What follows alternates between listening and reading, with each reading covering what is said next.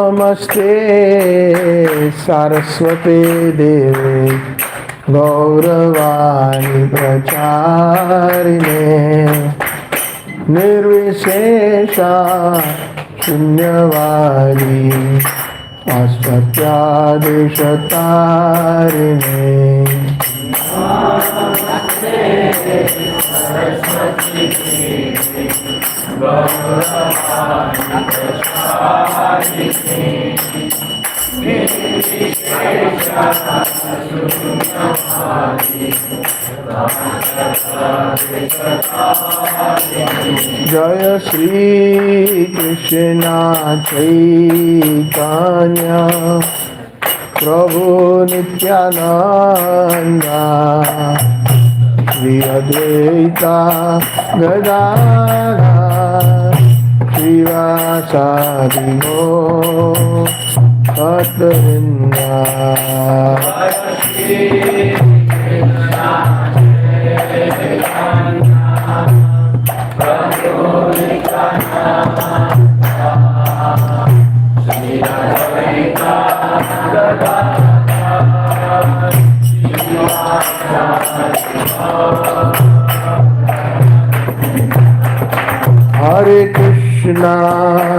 Hare Krishna, Krishna Krishna, Hare Hare, Hare Rama, Hare Rama, Rama Rama, Hare Hare.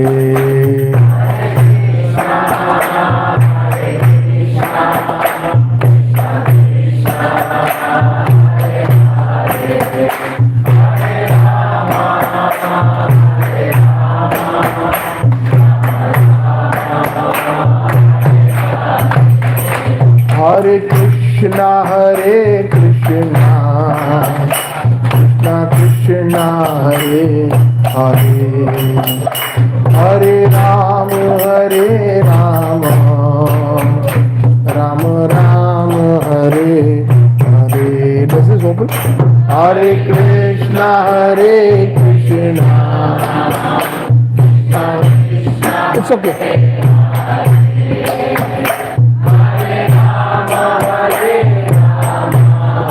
It's okay, it's okay. Put it down. Hare Krishna, Krishna Krishna, Hare Hare, Hare Rama, Rama Rama, Hare Hare.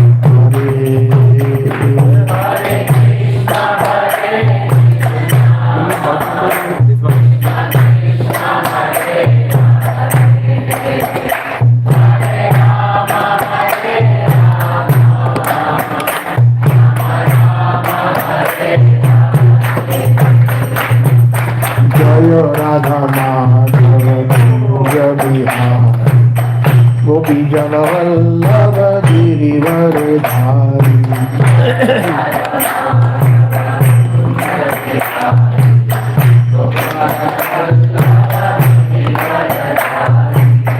Jayo Radha Madhava Kunja Vihari Gopi Jana Vallabha Girivaradhari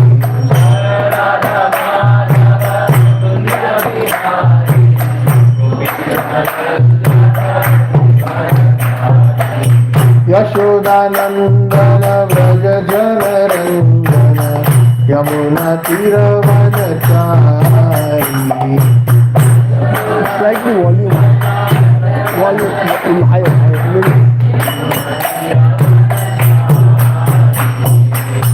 Jayo Radha Madhava Kunja Vihari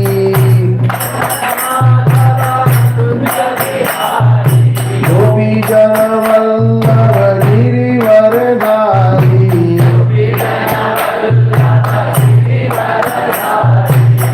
Jayo Radha Madhava Kunja Vihari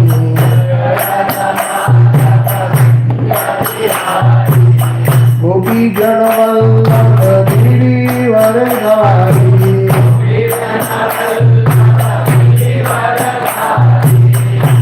Krishna, Krishna Krishna, Hare Hare, Hare Ram, Ram Ram, Hare Hare, Hare Krishna, Hare Bol.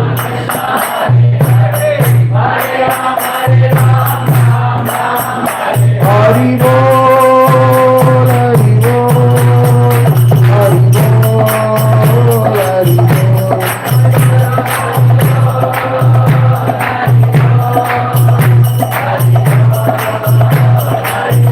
Nitai Bol, Hari Bol, Hari Bol, Hari Bol, Hari Bol, Nitai Bol.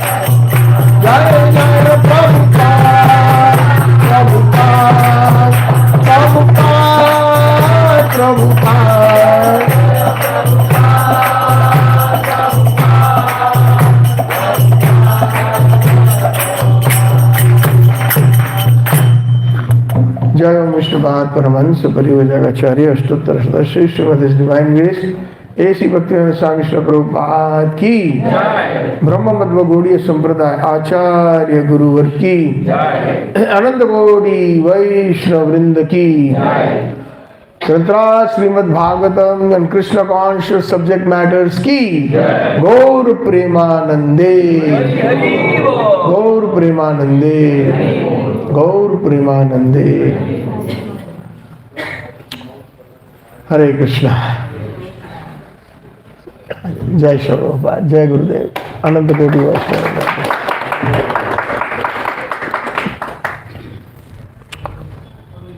So it is my very good fortune that I am present here in at your KR Puram Center in Bangalore. Our Srila Prabhupada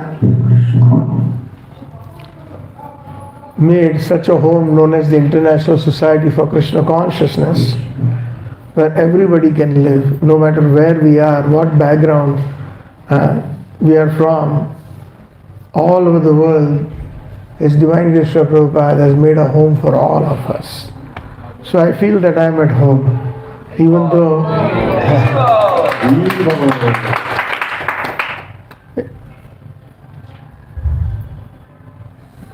yes, Prabhu, you want to say something? Okay. Hare Krishna. Hare Krishna. Hare Krishna.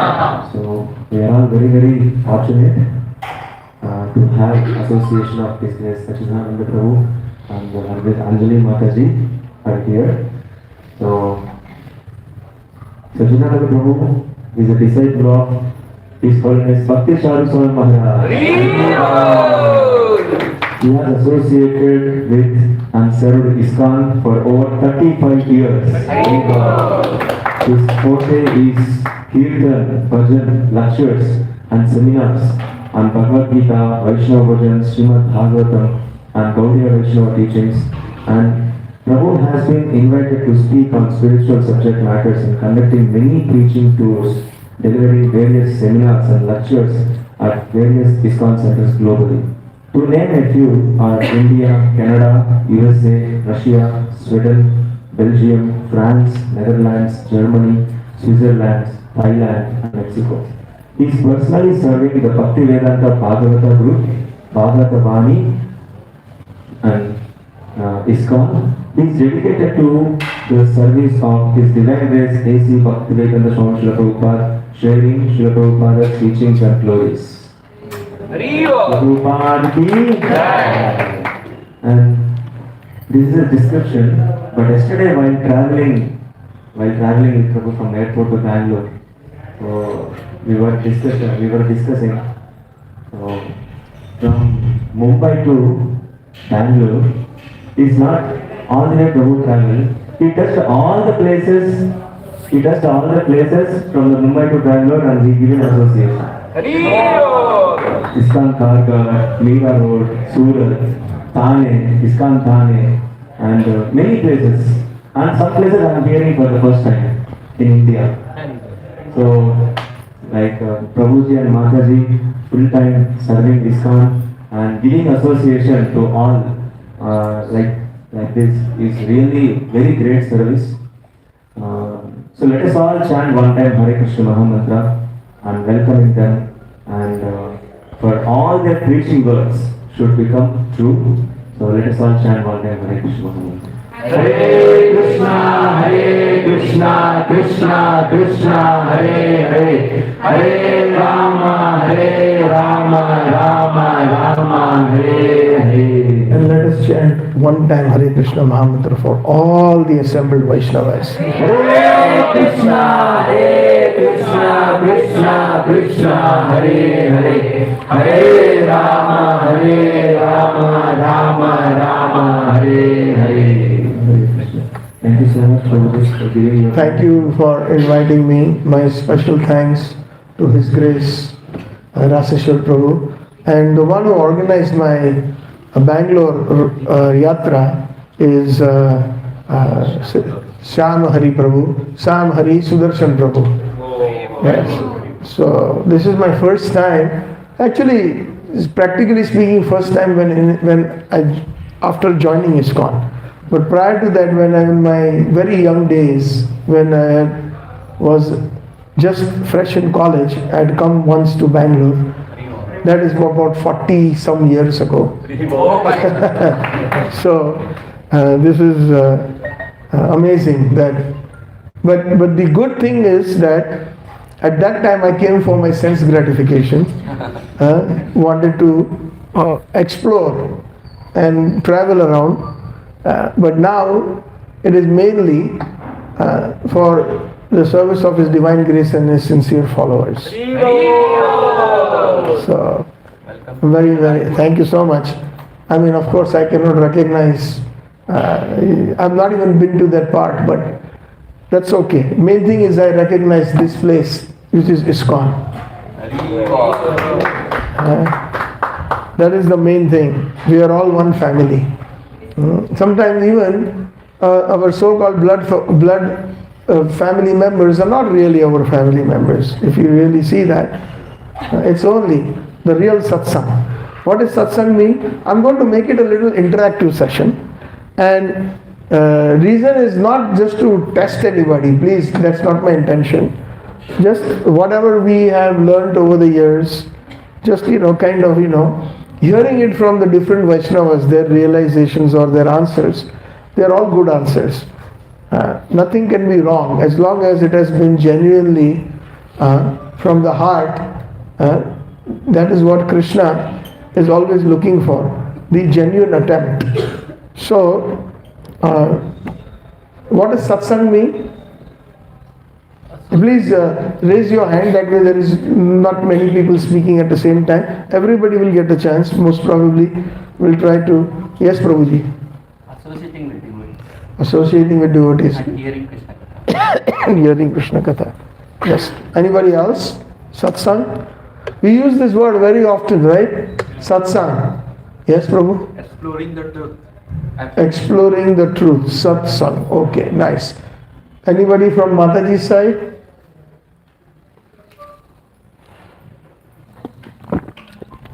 Do not hesitate.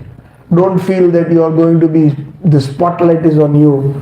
And if the answer is not so good or bad, don't think about it. What is the most important principle in bhakti, in Bhagavad Gita, in Karma Yoga? Anybody can think of one very important principle in Karma Yoga? Yes? Do karma, don't expect results. Very nice. So, you just answer according to your capability. Do not be attached to the results, whether it is right or wrong. Very good. Yes, somebody had raised their hand here.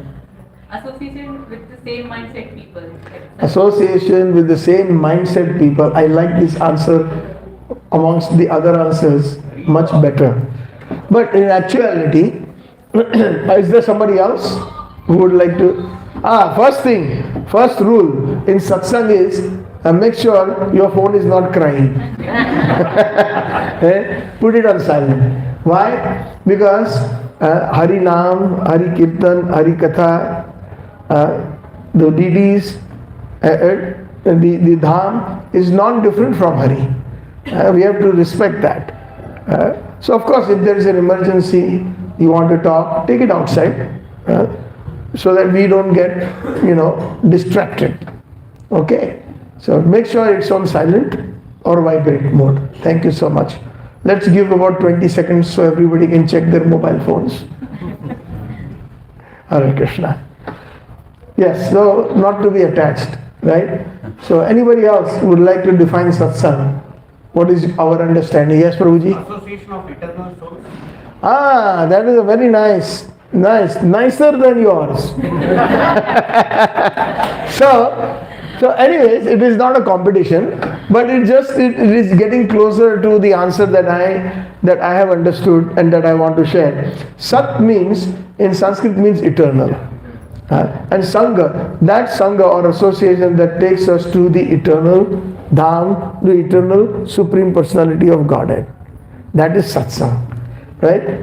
That is the primary meaning. Now, a lot of people say that, like somebody said, Sat means truth. It is true. But anything that is not eternal cannot be the truth. If there is a truth that is, let's say, 20 years ago it was truth, but now it is not, or 10 years later it will not be true, then that is not Satyam Param Dhimai.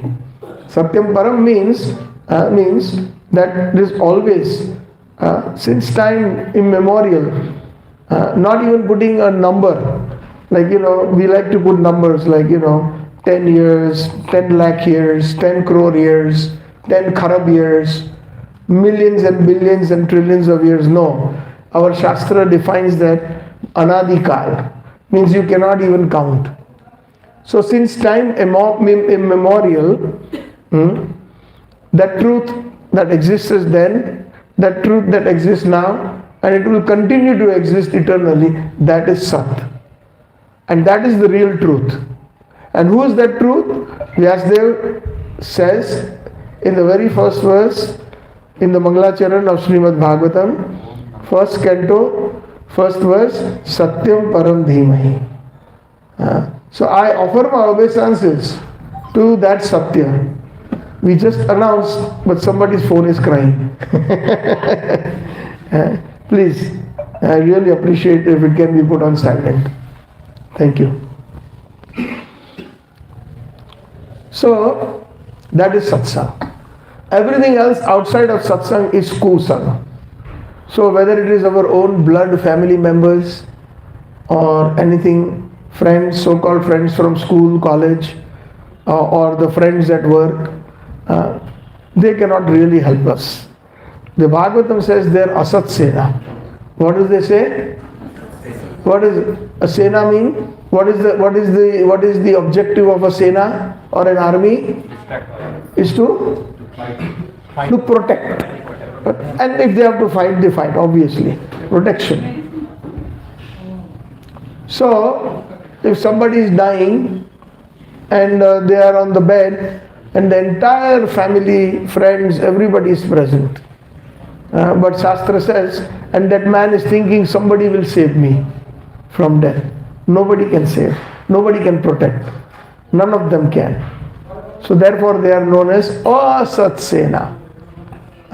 Not real army. But who is the real army? Satsang. When we leave our bodies, we are fortunate. We have been associating with so many devotees. They will come and rescue us. Sometimes we find that we are not able to, maybe somebody is very sick. They may not be able to think that deeply at that time or chant the holy names. But other Vaishnavas will chant for us. And then we leave our bodies with that consciousness of Krishna in our hearts, then we will never come back again. Tattva punarjanmaneti mameti so Arjuna. One who ayam yam vapi smaranam bhavam Tajeti ante kalir. Whatever your consciousness is at the time of death, that body you will obtain. So, we are so fortunate that we have the association of so many Vaishnavas, you know. And Prabhuji mentioned a few countries. So I'm so fortunate, personally I can say, that I have the association of so many Vaishnavas. It is my good fortune that I'm here in the KR Puram center. And I'm trying to serve. And in the process, it is my purification, along with whatever you all can get through this series of katha that we will be starting from this morning, then today evening, then tomorrow morning, then tomorrow evening, like that, and then Sunday morning. So I'm very happy to be here. My wife and I, we are very grateful. Hare Krishna. So the today's topic that Prabhuji has requested is that, you know, in Krishna consciousness we have what we call, while being in Krishna conscious, we have many challenges. Despite of challenges, how to stay in Krishna consciousness. So I would like to open up this session by what are the challenges, honestly, some of us are facing.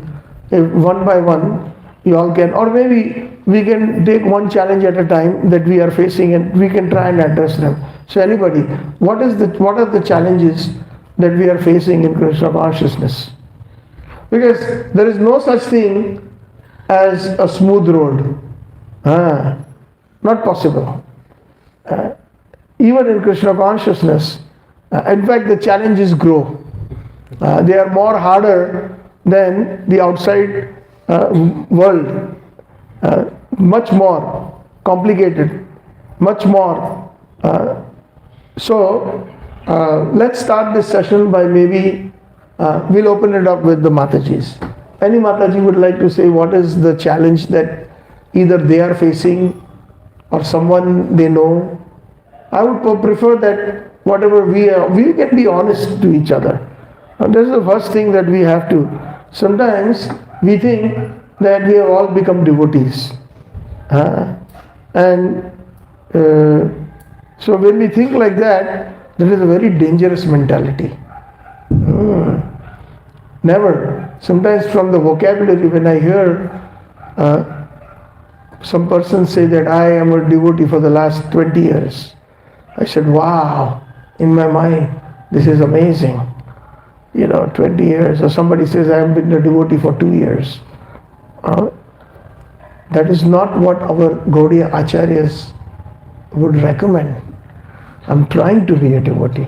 Even though we may be in the movement for 50 years, 60 years, 70 years, some of us who are Prabhupada, some of Prabhupada disciples have been there for many, many years, 50 years at least, 60 years.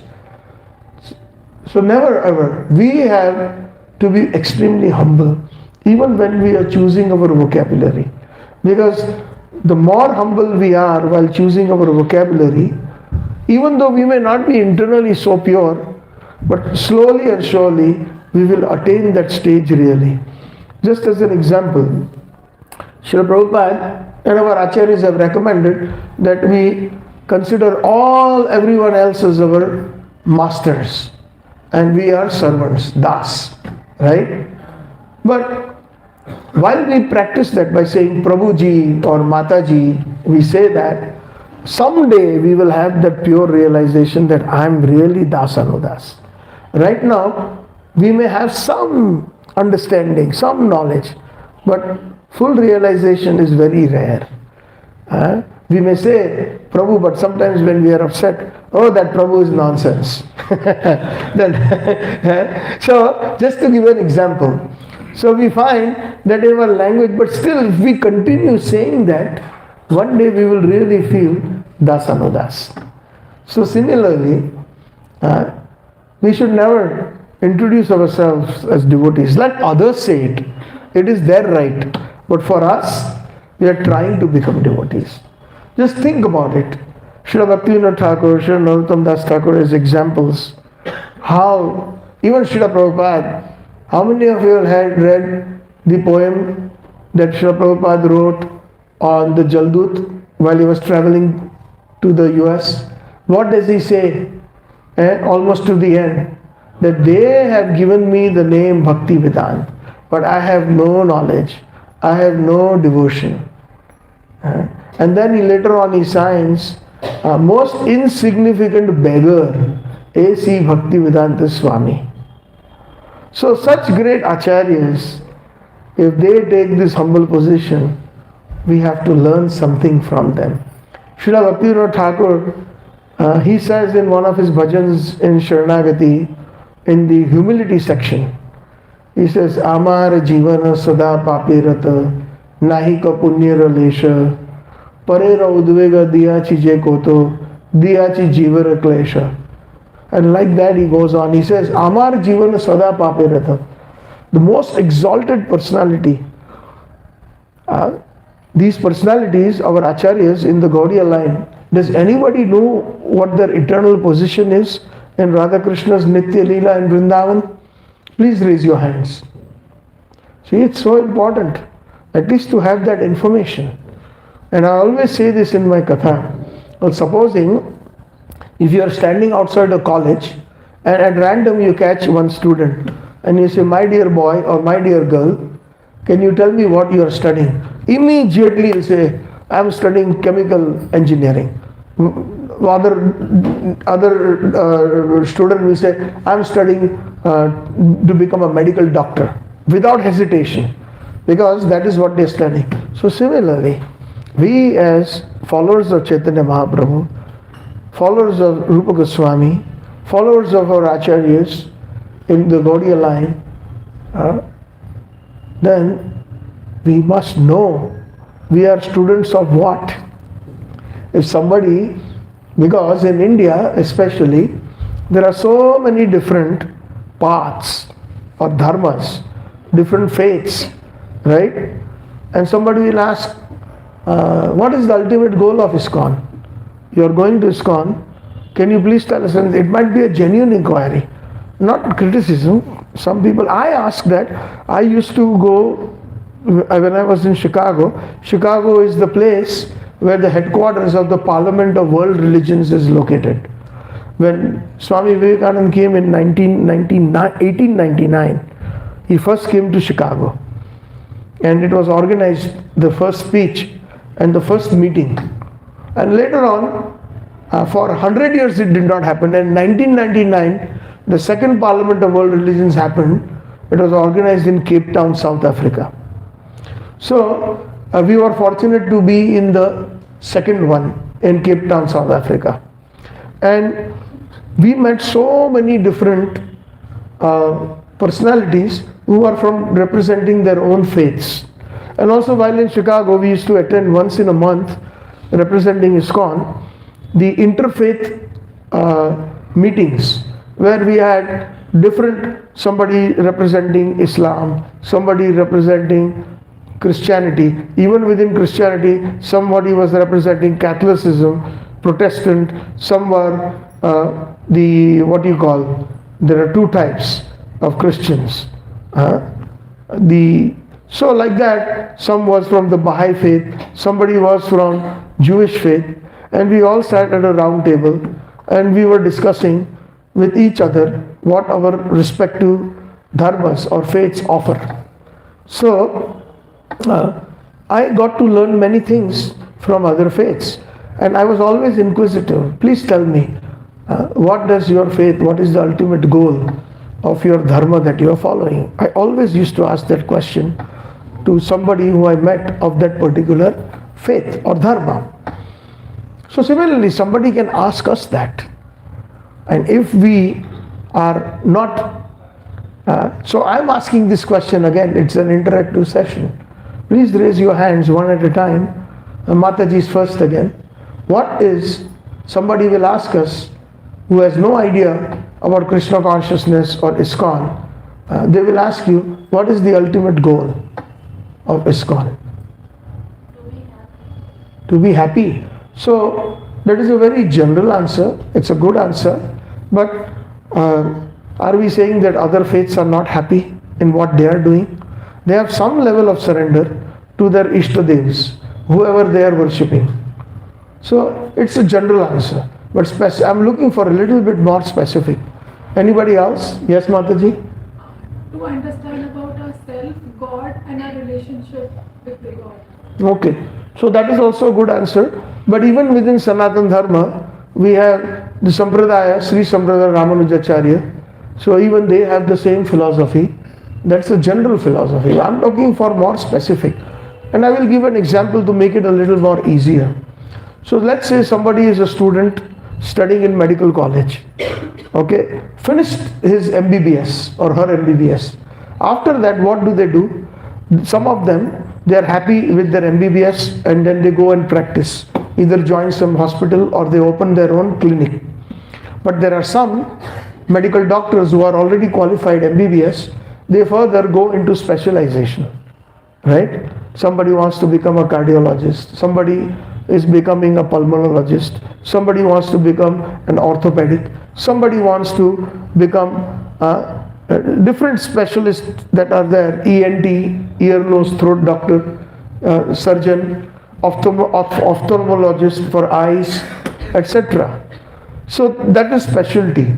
So what you are discussing, what your answers are correct, but that is a general answer that is for all sampradayas within Sanatana Dharma, and it can even extend beyond Sanatana Dharma to other faiths. Okay. So what is the specifics? Just like the student who has finished his MBBS will say, I am becoming a cardiologist, I'm studying that. So what is our specialty as Brahma Madhva Gaudiya Sampradayas? That is my question. No, 1 second, one at a time.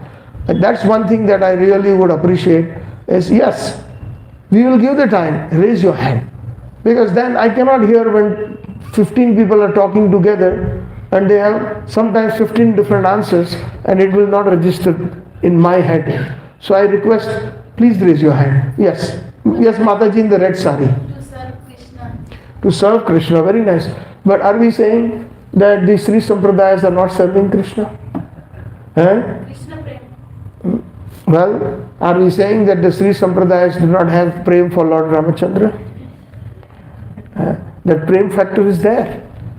But yes, you are right, Krishna specifically. That's much closer. Yes, Mataji, in the pink sweater. Taking us back to our Father. Taking us back to our Father. It is there in all Sampradayas. Even the Christian says, when they are praying and sitting at the table, oh God, our dear Father, blessed be thy name. Please give us our daily bread. So they also recognize Father in heaven. And their goal is also to reach their Father. So it is a generalized answer. I'm looking for more specifics.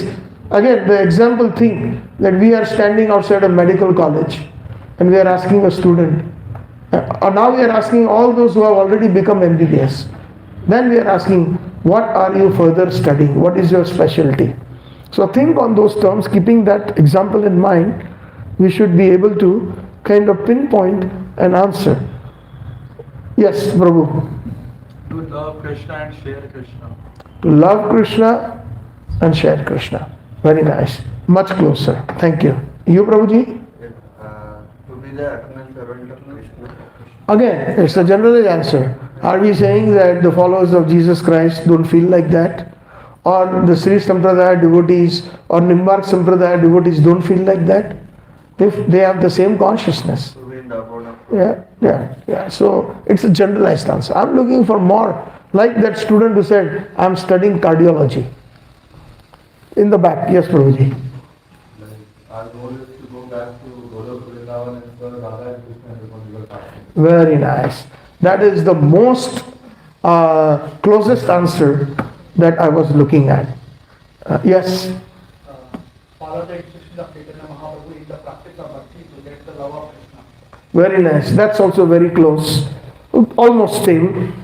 And because you added the Mahaprabhu component, I will give you a little bit more weightage on your answer. Yes, Prabhuji. That is the highest weightage right now.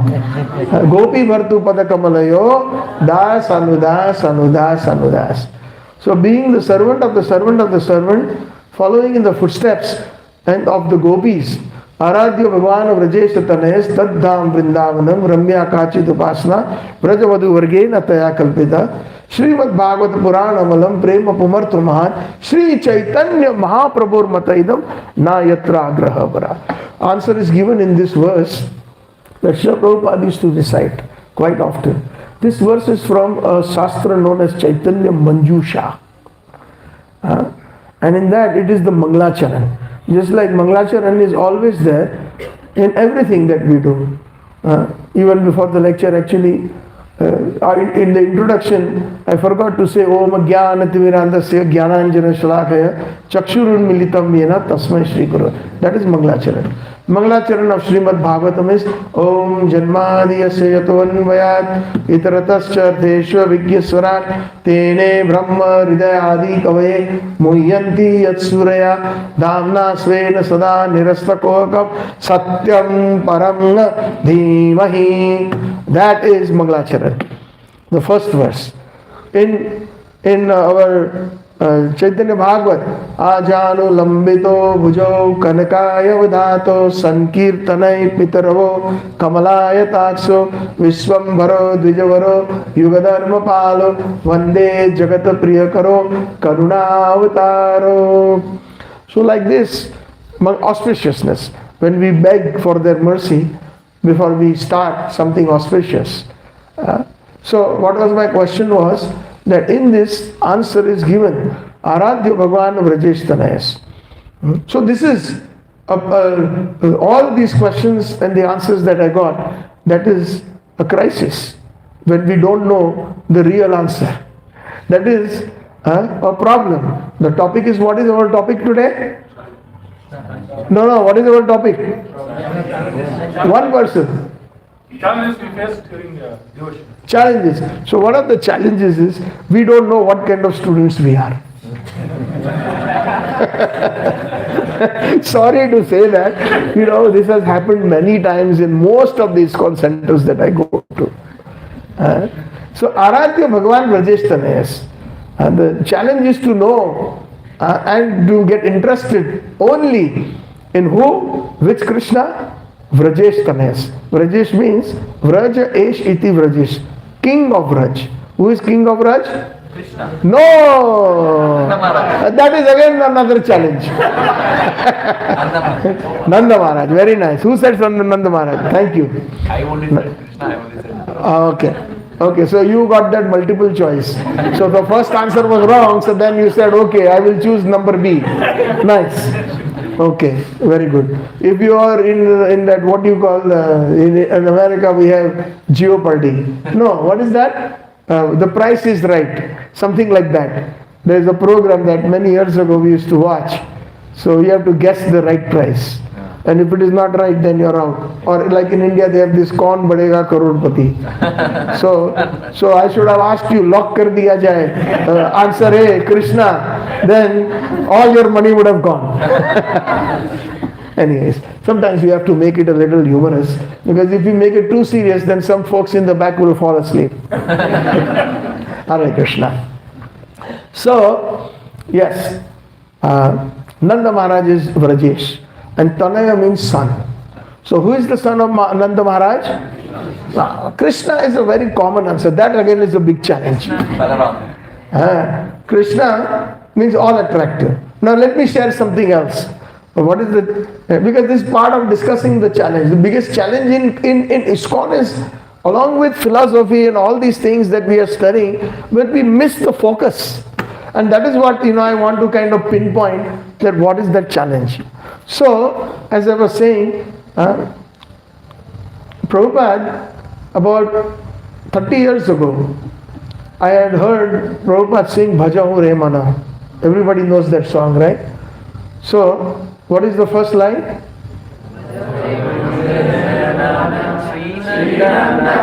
First line, yes. That's it. First line. Shravanam, hear carefully, please.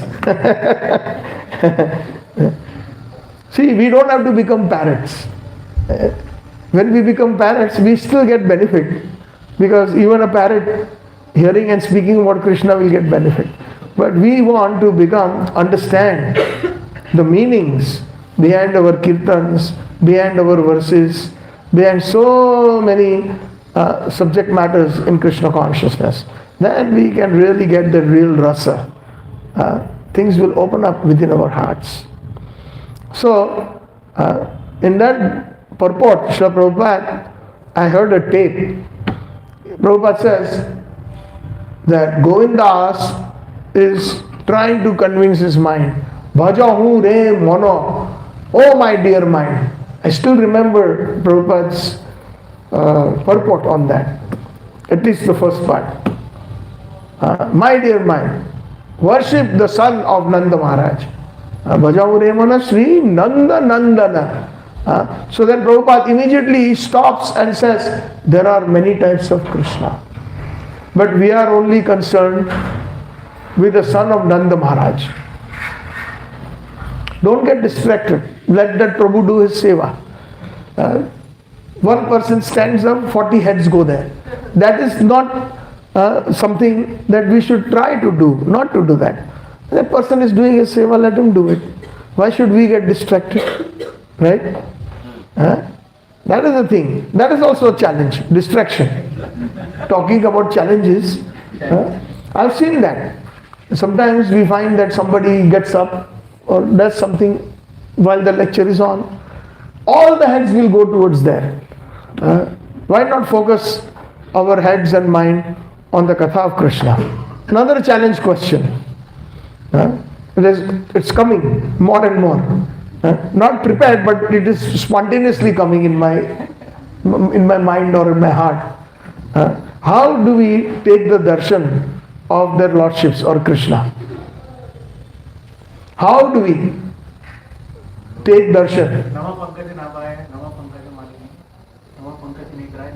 Very good. You know Kunti Stava. Very nice. But I didn't ask that. I did not ask that. Again, a little bit. See, that's why. That's another challenge. We don't hear the questions properly.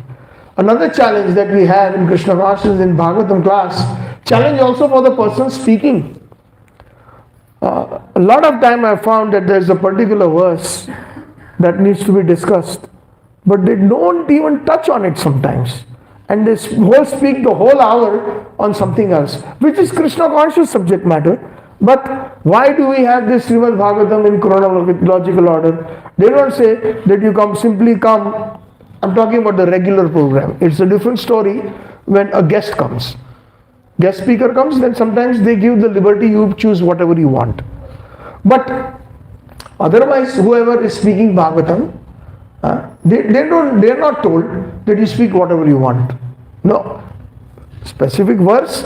So that is a challenge even for the speakers. And for the listeners, the challenge is that they do not ask questions that are related to the subject matter. Most of the time we find they are asking the questions out of purview. And sometimes we find, I'm saying this from my own experience. I used to do that and I recognize my mistake. I wanted to show that I know Shastra. So I would like to pinpoint some verse that was not related to the topic. So then everybody will think, oh wow, he knows this, he knows that. So that attitude we must lock up and throw in the sea. Even though we know so much, we don't know nothing. That is and especially, so Shravanam is the first process amongst the Navada Bhakti. The challenge is we don't do Shravanam properly. Because if we do Shravanam properly, then we can do Kirtanam. Kirtanam means chanting and also glorifying. The word Kirtanam comes from the word Kirti. Kirti means to glorify. So one can only glorify properly either the Vaishnava Acharyas or the servants of the Supreme Personality of Godhead or the Supreme Lord or the wonderful pastimes of Lord, one who has heard properly. Shravanam. Then Kirtanam. And one who has done Shravanam and Kirtanam properly can do Smaranam properly. So, many people talking about challenges, it's a great challenge to chant our rounds properly. What did Srila Prabhupada said? How many minimum rounds we should chant? 16. How many rounds? 16. Incorrect. Who said good rounds? Aye, very nice.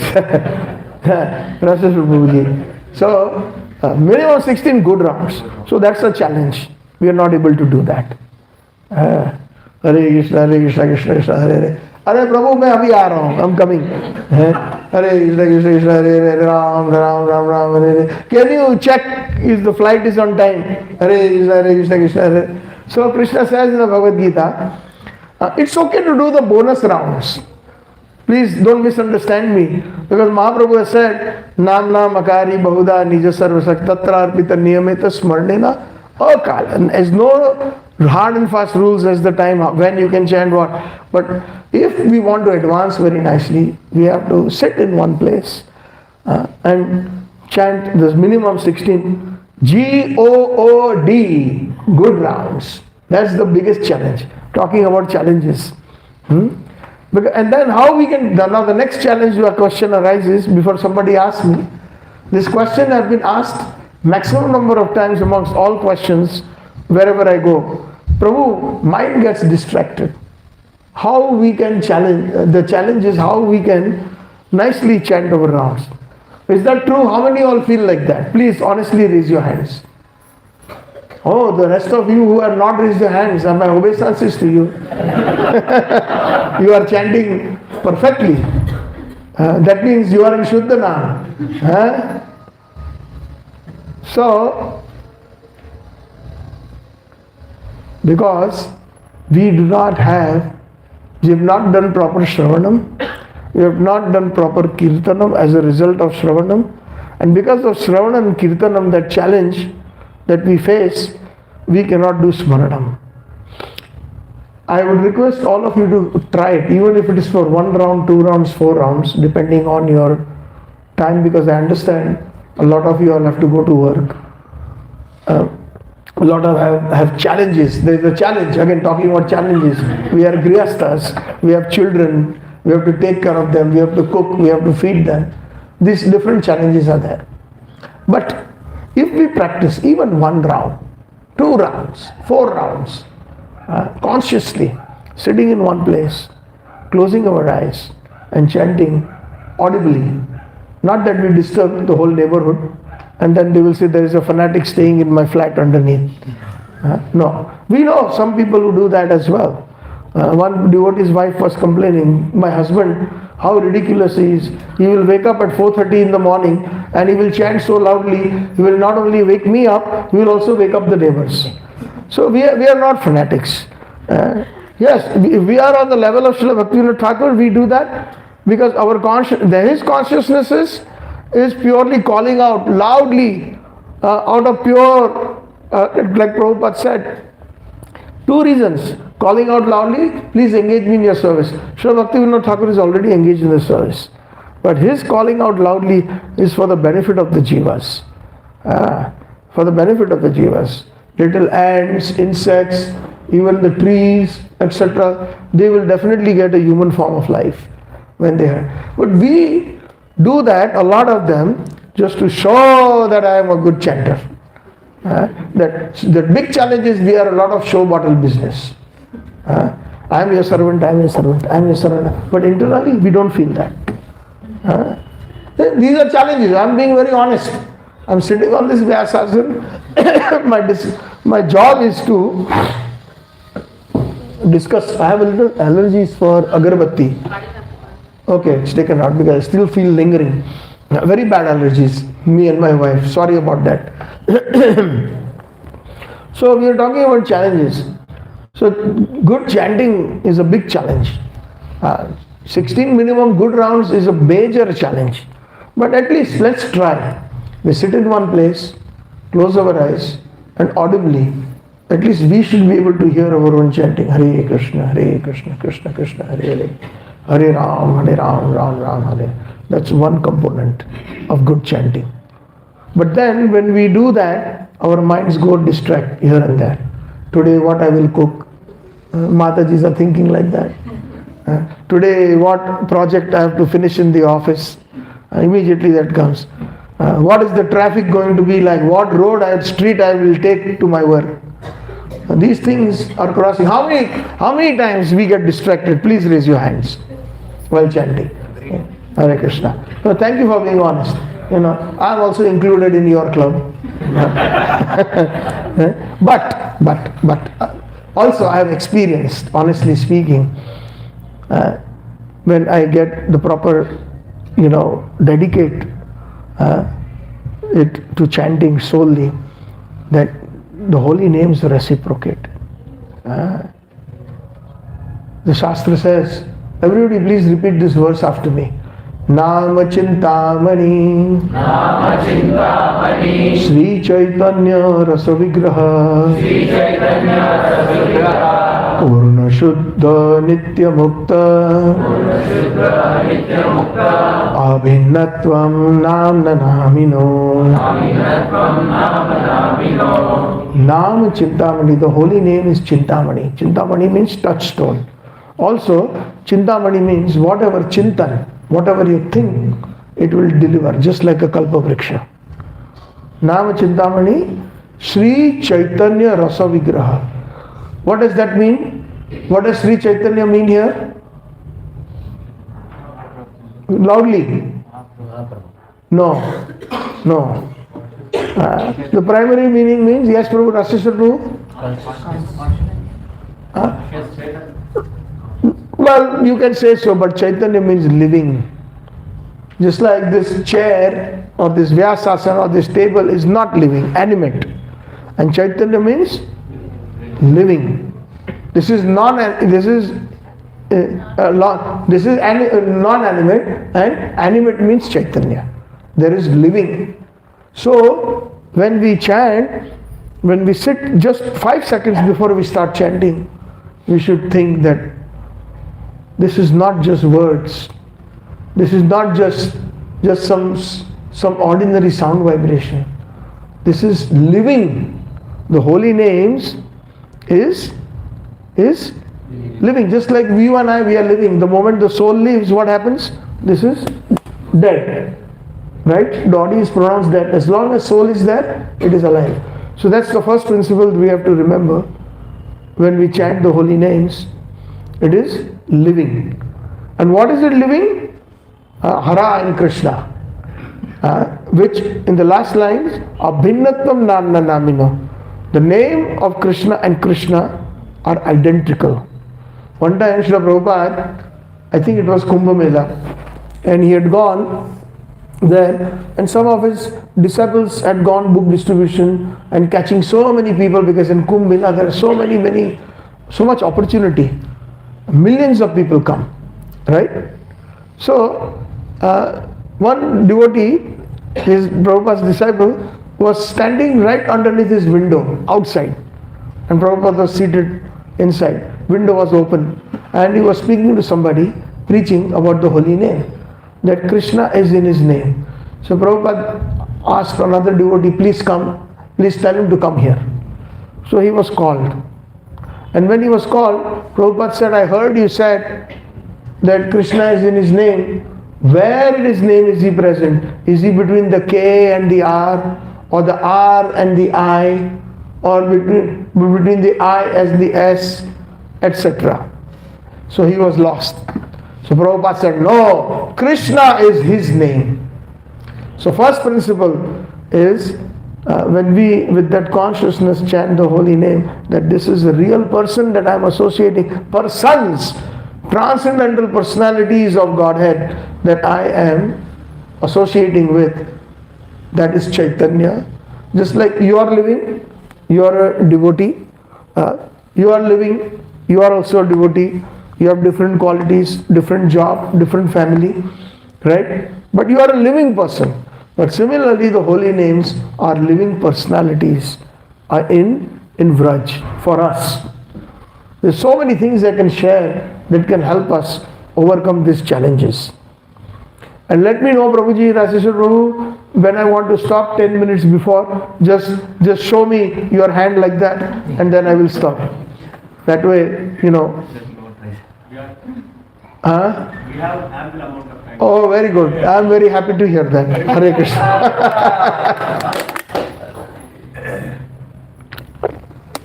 Hare Krishna. So, we were talking about a lot of subject matters. Sometimes, I go from one branch, it kind of, like a river, it bifurcates and then again it further bifurcates. But then we have to come back to the main river. Okay? So I will need your help, one of you. How attentive Shravanam you are doing, then I will ask one of you, where was I originally? So when we say originally, means you have to give some main rivers where we started from. So anyways, so here we are about the challenge of the holy names, chanting properly, it's not happening. So because first of all, we don't consider it as a living person, number one. And this living person is who? Radha Krishna and their associates. Just like we have so many devotees sitting in this hall, I'm associating with all of you. You all associating with one. But I am associating with all of you. You understand this example? So the holy names means we are, first of all, it is living, real persons with an S, plural.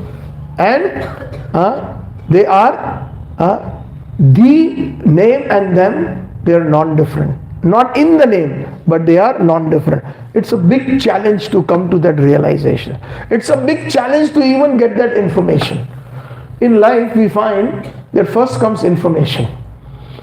One material example, practical example I will give, that there are many people, especially this is IT hub, Bangalore. Sorry, I'm still not used to Bangalore. I'm still not used to, even though I was born and raised, my wife and I, now they call it Mumbai, but we just cannot, our heads go back only to the word Bombay. Chennai also hard for us to say, we say Madras. So please forgive me if I don't say Bangalore. Then I have to take some, access my hard drive more deeper. Sometimes that time circle goes when you're searching something. And then because it has to search in the particular sector of the hard drive to find that particular data. So then I have to do that, and that will waste time. Hare Krishna. So, what was I saying? Before this Bangalore and Bangalore, what was I saying, Prabhuji? Two important things that I already mentioned: living personalities, persons, and they are actually them.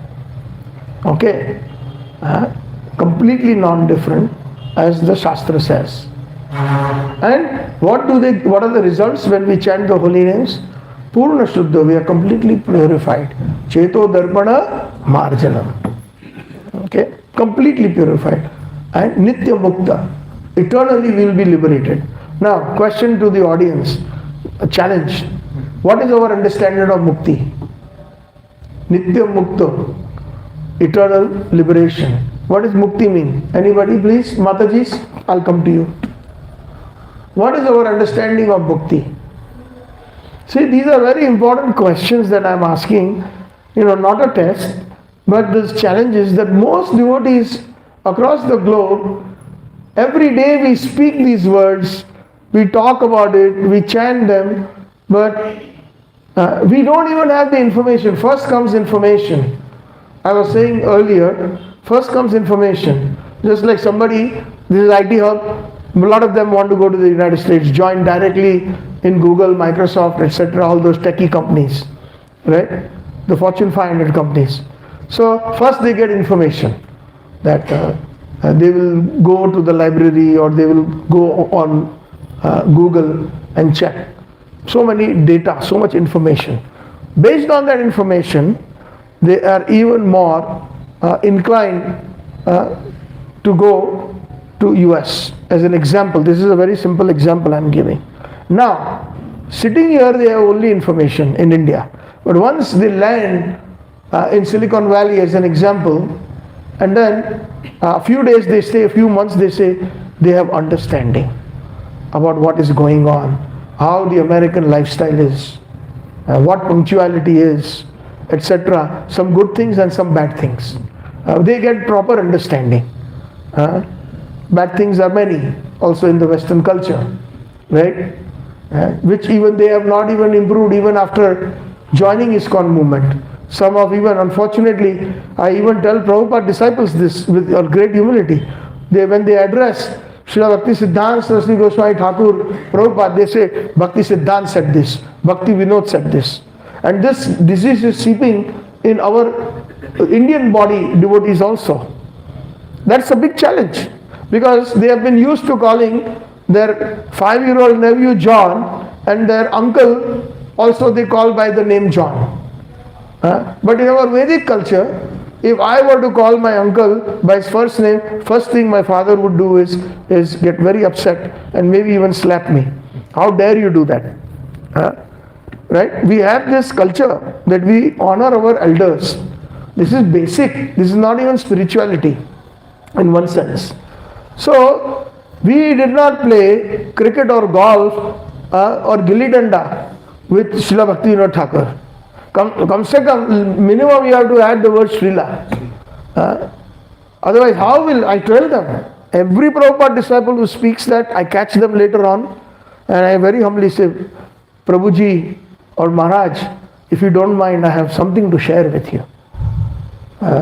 Yes, recently I was in GE when Maharaj came from New York. So I said, Maharaj, I need a couple seconds of your time. Can I? Oh, no photos with me. Arey Baba, who asked you for photos? Because in a conversation he used the word Bhakti Vinod and Bhakti Siddhanta. So I wanted to catch him on the side. When I said, Maharaj, can I have 2 seconds of your time? Immediately he said, no photos. Arey Baba, who is asking for photos? I want to share something. I said, no Maharaj, no photos. I just want to share something. I just overheard that you said Bhakti Vinod and Bhakti Siddhanta.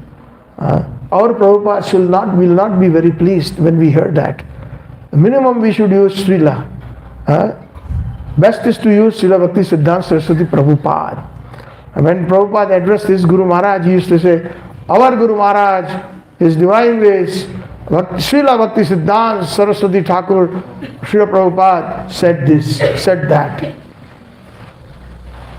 We want the highest goal or the prayojan of Krishna Prem. We want to enter Golok Vrindavan, but we do not want to respect these personalities who are none other than, which one of my challenges was, I asked my question, who are our acharyas? In Radha Krishna's Nitya Leela, who are our acharyas?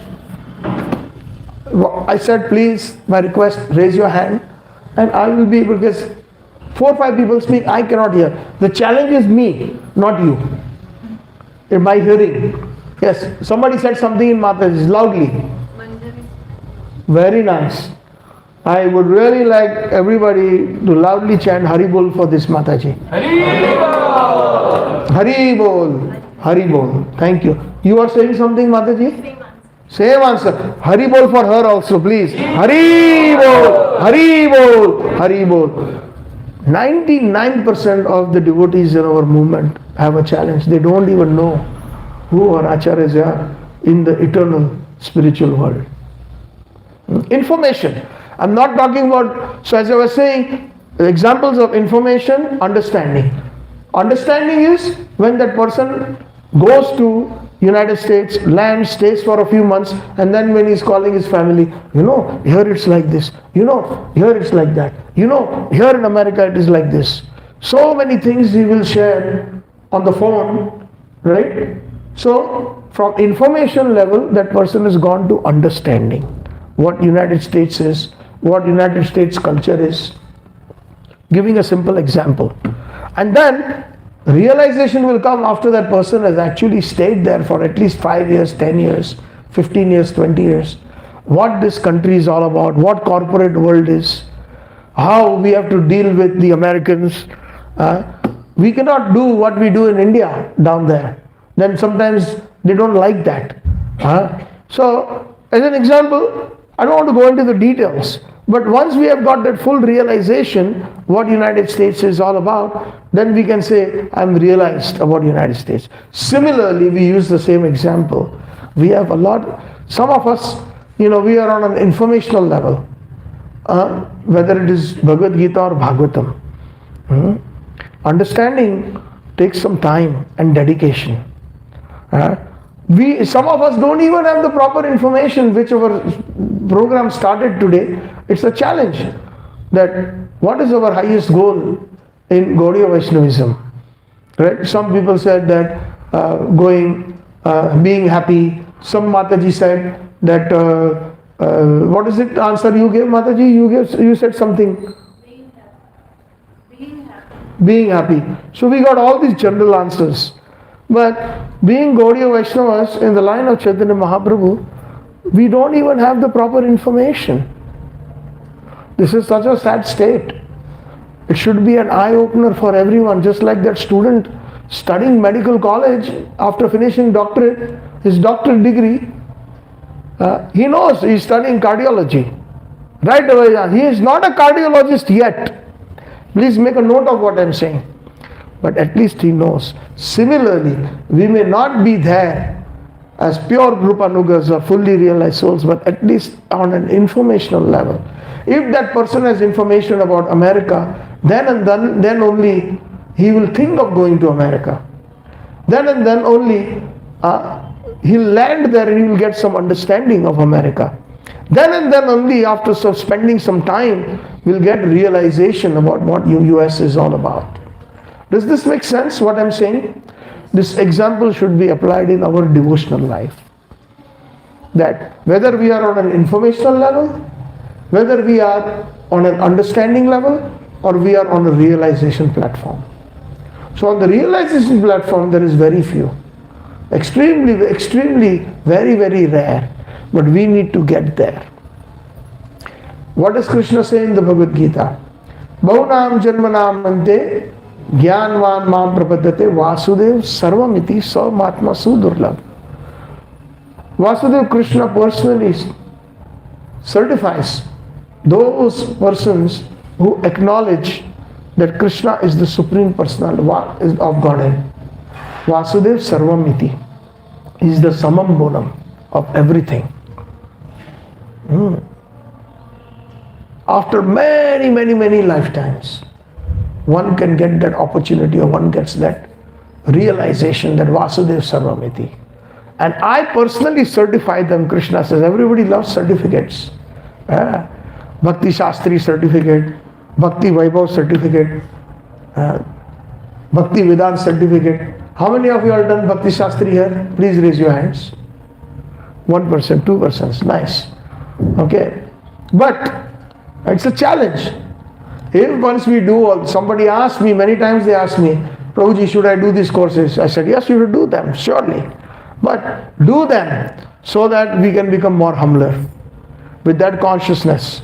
Not that now I am a jnani and everybody knows I am a scholar and I can become sloka loka and I can rattle so many slokas. And then instead of becoming das anudas, the consciousness is boss anubas. Get served by everybody and not do any service. So that is a failure.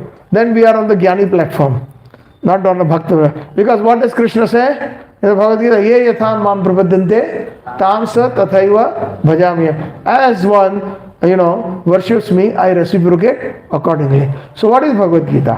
What is the Shastra? Sakshat Sri Krishna. So if we approach the Shastra from the angle of karma, from the angle of jnana, then Shastra will give us that result. Because Krishna's words and Krishna are non-different. Krishna's name and Krishna are non-different. So Krishna will award that. But Bhakti, very rarely he would award Shuddha Bhakti. So when we do these courses, just as a side note, since I brought this up, some of you will do it. Some of you will become very nice preachers based on that, but with the service attitude.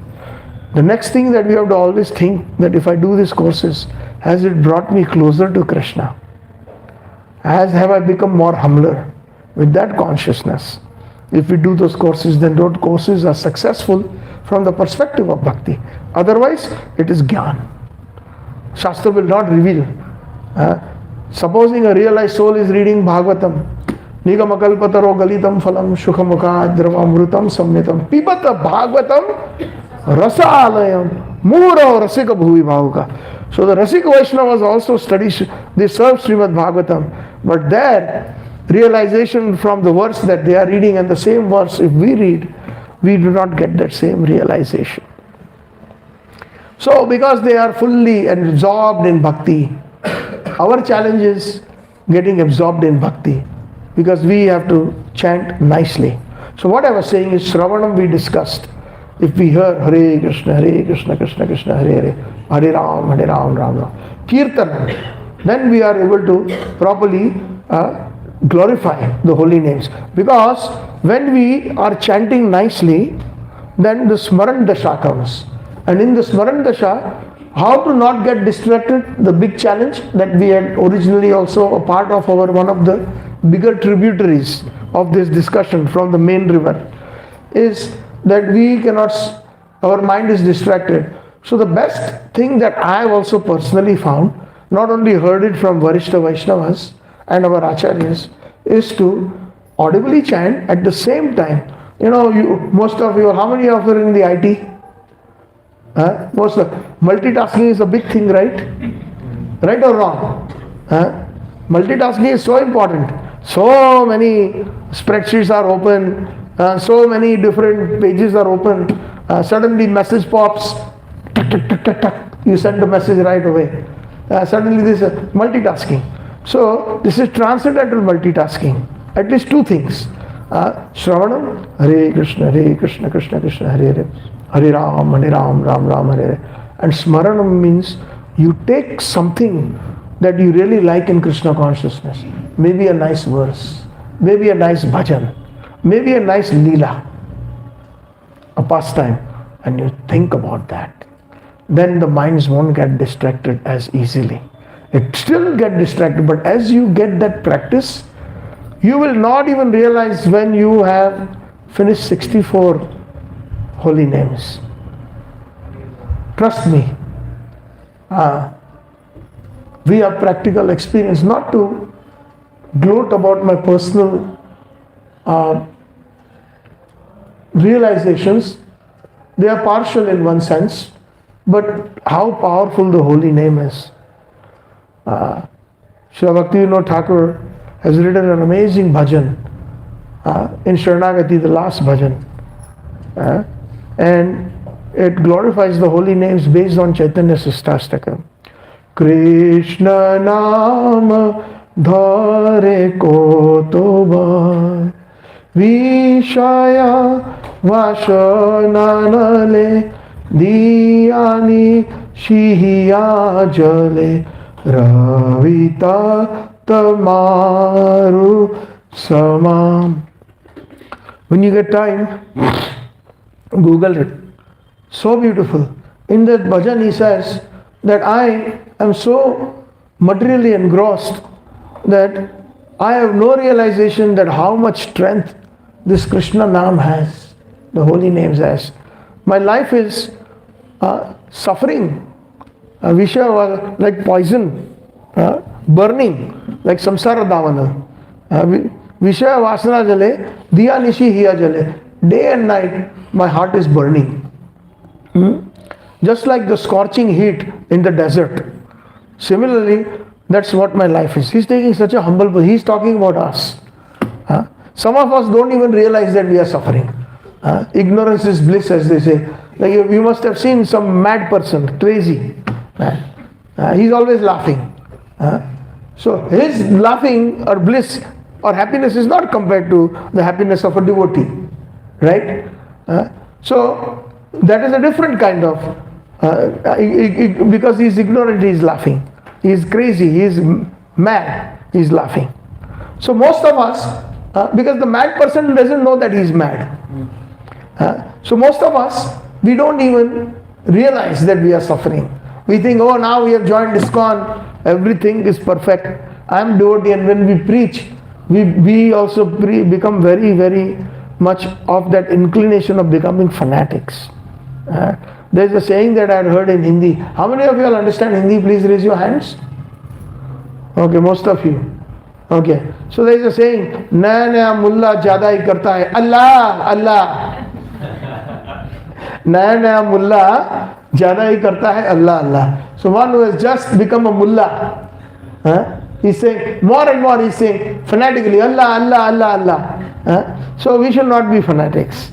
According to the, even if we want to preach, we have to be very careful how we approach. Otherwise what will happen, a lot of times we put the persons that we are approaching, they become ours.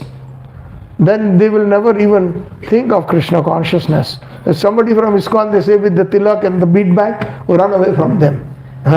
Because the first person who approached them was a fanatic. Unfortunately, he was an idiot. Let's put it that way. I'm being very strong here.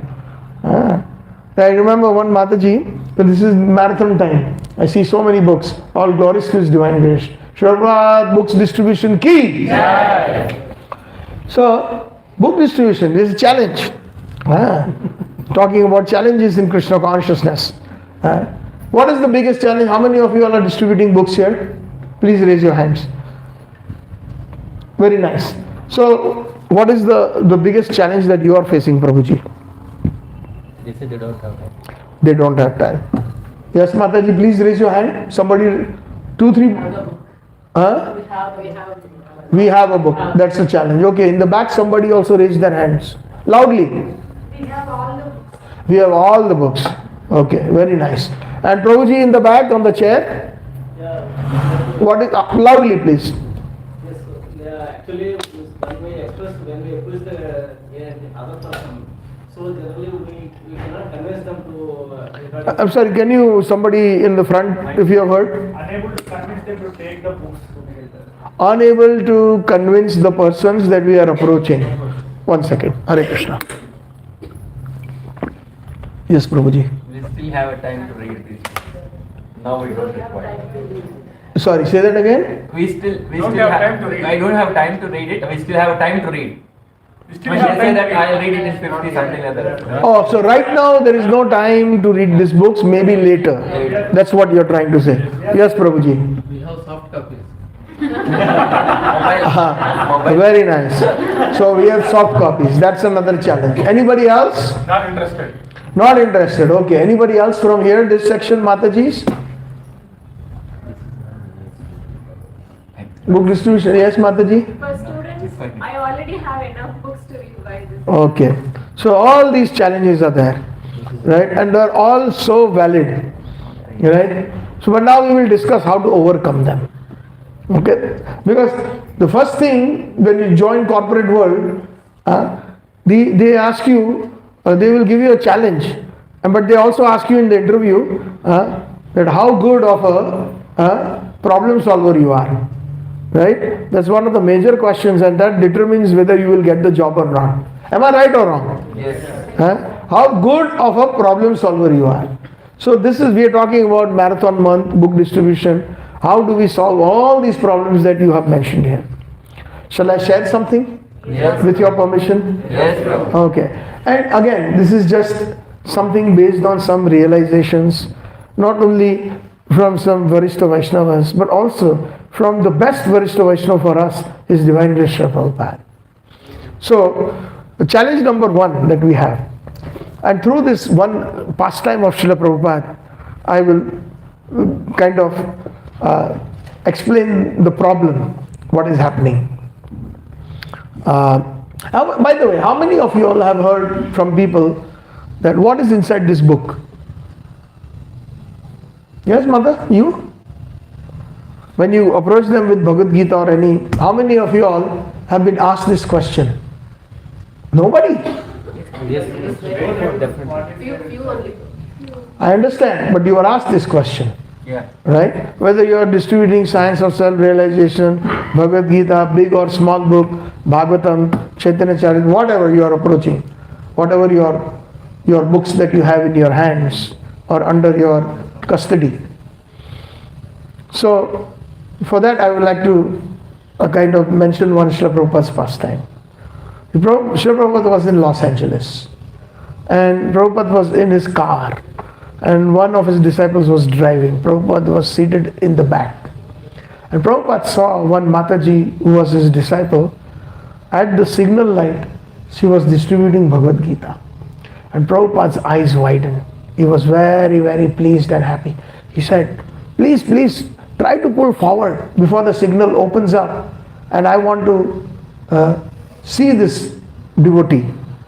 So as the car, he wiggled and reached to the point, and this Mataji came to the next car, which was Srila Prabhupada. But before that Mataji could approach, Prabhupada closed the windows, and those windows were tinted.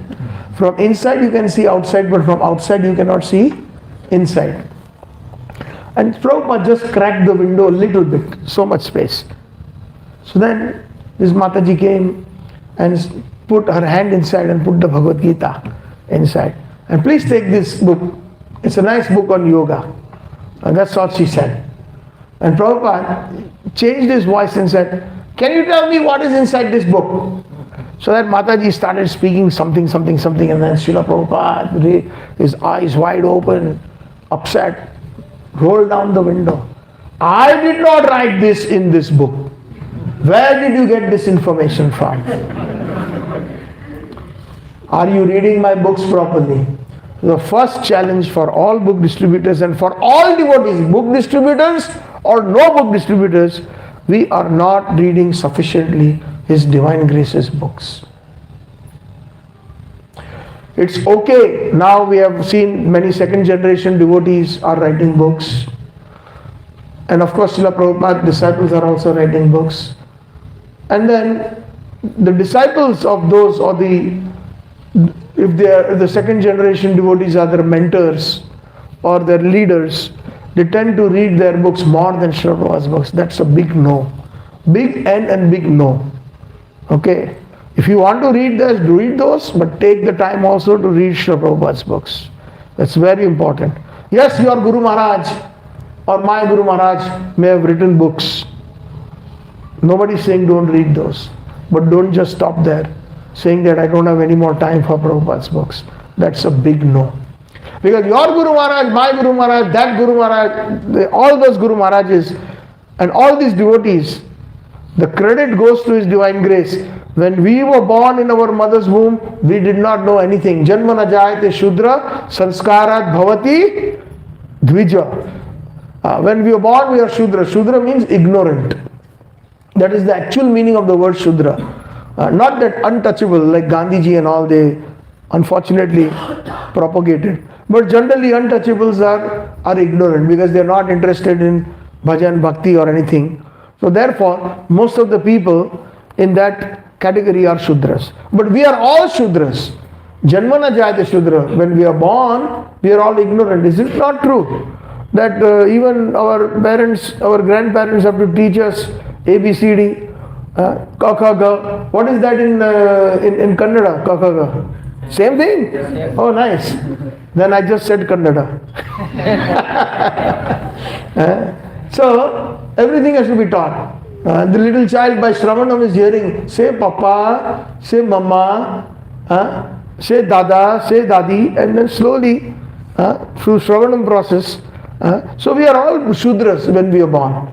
But sanskarat bhavati dvija. When we get sanskaras, when we are trained properly, we become dvija. Dvi means second, and ja means janma, twice born. So when we accept a spiritual master, and when we accept the holy name, when we accept the paita, the janoi, then we become twice born. Second life has been given to us, spiritual life. Sanskarat bhavati dvija. That's the important thing. So through sanskaras, we become dvija. So, what was my point earlier before I said this? I was talking about Prabhupada's pastime, about that. So reading Prabhupada's books is extremely important. Srila Prabhupada has said that many times. If anybody needs references, I can go into the folio and so many letters, so many purports Srila Prabhupada has mentioned. You have to read my books. The problem is, the challenge is you are not reading my books. So that's the problem. So challenge, that is why when somebody asks us, please tell me what's inside this book, and if we give them some mumbo jumbo, hodgepodge answer, this is a book on yoga, this is nonsense. Why can't we say, in the West especially, there is going to be a major problem in our ISKCON movement very soon. And I openly say this on the Vyasasana. Srila Prabhupada's disciples are slowly either getting very sick or they are disappearing.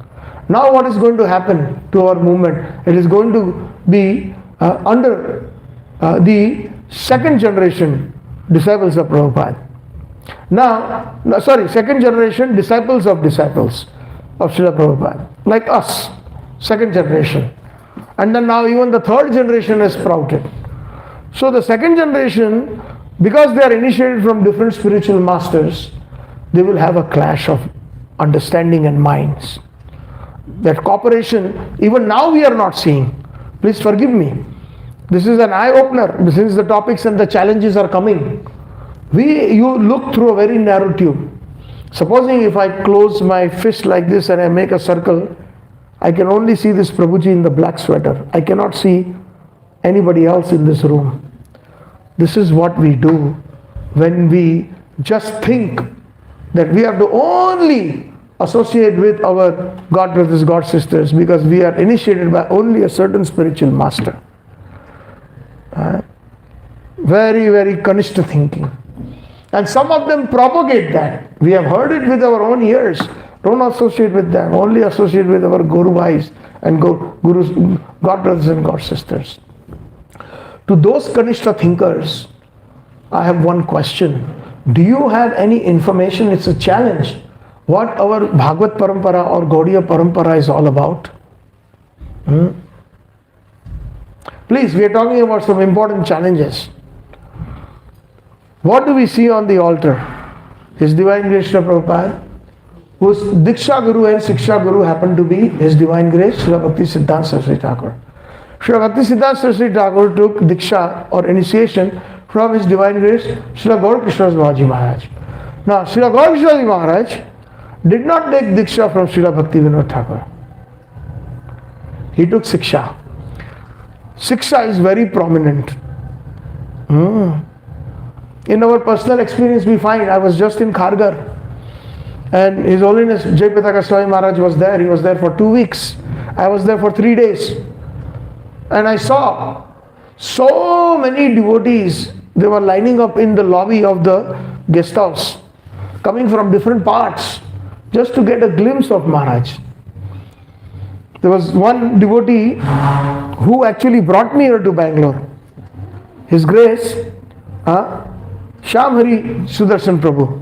He also came from GEV with 6 devotees. And I am giving a very practical example through which we can all learn something. He came at about 8:30 in the morning and he did not get any darshan of Maharaj. The secretary was informed, kept calling. He says, Maharaj is in a meeting. Maharaj is busy with this. Maharaj is now going to take a nap. Maharaj is going to do this, that. Extremely busy Maharaj's schedule was. And he did not get darshan of Maharaj until he came down and going to give class at 7:30. So in a general audience, he got darshan of Maharaj. So my question is to all of us, what is the challenge here? What we see is whoever initiated us, Guru Maharajas, especially if they are very popular and they are very busy, if we get even 1 minute's association in person of that personality, it's a big thing. Right or wrong? How many of you have experienced that? Please raise your hands. Those who are initiated, I would like you to raise your hands, who have experienced this. So then the next question, challenge in Krishna Consciousness arises. Where are you all getting your Krishna Conscious education or knowledge from? Anybody would you like to answer that, please? Where are you getting that? Yes, Prabhu? Very nice. Siksha Gurus. And when we limit ourselves, like if I limit myself just by looking at, I can see only one Mataji, only one Prabhuji, right? But if I open my eyes, I see so many Matajis, so many Prabhujis, so many Vaishnavas. So, in our Bhagavad Parampara yesterday at Juhu ISKCON, we were speaking on that same subject matter about Naradji instructing King Nimi on Bhagavad Dharma. Our Parampara is Bhagavad Dharma because Naradji is the second Guru in our Brahma Madhva Gaudiya Sampradaya. And he knows Bhagavad Dharma best. And Bhagavad Dharma is what we, Rupa Goswami, Mahaprabhu wants, our acharyas are preaching. But unfortunately, we do not catch the essence. It's very important to catch. We don't have to learn all the 700 slokas of Bhagavad Gita by heart or 18,000 slokas of Srimad Bhagavatam by heart. No. Or all the Shastras by heart. Srila Bhaktivinoda Thakur said that we have to become, there's a bhajan on that, become Saragrahi Vaishnava. Sar means essence. Become a Vaishnava with the Saragrahi. So Saragrahi Vaishnava means it involves a lot of common sense. A lot of common sense. So when our Guru Maharaj is respected, like for example, my Guru Maharaj has already wound up. He left his body. Where do you think I'm getting my spiritual nourishment from? From so many other Varishta Vaishnavas. Some of them are Prabhupada disciples. Some of them are even second generation. So Siksha is more prominent than Diksha in our Bhagavad Parampara. Very important. I'm not saying Diksha is not important, it's important. But Siksha has more prominence because that will open up us to more transcendental information. I would like to generally give this example. In India, this deep-rooted weakness or rascaldom has come. When a boy wants to get married or a girl wants to get married to a boy, arranged marriage kind of a situation. Nowadays, I was shocked. About 3-4 years ago or maybe 5 years ago, one person, young boy, came to us, Uncle, Auntie, I'm going to India. My father and mother has found some girls for me to select. I said, okay beta, good luck to you. And always be Krishna conscious. Even if you're getting married to a non-Krishna conscious person, at least the person is sattvic or willing to be sattvic, accept. Don't be so fanatic that only I need somebody in ISKCON. A lot of marriages in ISKCON have failed. Challenge. A lot of them. My Guru Maharaj used to actually arrange boys and girls, and then he completely stopped. Because so many marriages that he had arranged, they failed. So he took kind of a vow, no more, I'm not going to do that. Because what happens, then they come to Guru Maharaj and they come with the problems. And then, will Guru Maharaj preach or is he going to become like a marriage counselor? It's okay, if little time is given. But if that is becoming more prominent, then he said, no, as a sannyasi, that's not my business. He started with 1 or 2 devotees, and then a lot of them approached him, can you find a nice boy for my daughter? Or can you find a nice girl? You're going all over the world, Maharaj. So in ISKCON you can find somebody. So like that it continued for some time. And then later on, I had the opportunity to serve Maharaj for 2 years continuously as his co-secretary with another Prabhuji. So I saw these challenges personally, and Maharaj flatly refused. Because when devotees came for darshan, they would discuss these things. So then he would simply say, pray to Krishna, he will send somebody nice. He would give that kind of an answer. So why the challenges are there is because Kali Yuga is just only, now how many years? Only approximately 5,000 years have elapsed. And we see the symptoms so bad. This boy who came, he told me I'm going, and then after 2 months he came back and he brought a box of prasadam. And he said, Prabhuji, I got engaged. I said, well, congratulations. When is the big day? After 1 year. I have to still finish some of my studies, and then once I get a good job, we have decided that we'll get married. But Prabhu, he said, you'll be amazed at the kind of questions the different girls asked me when I went to see. One girl asked me, how much baggage you have in your house?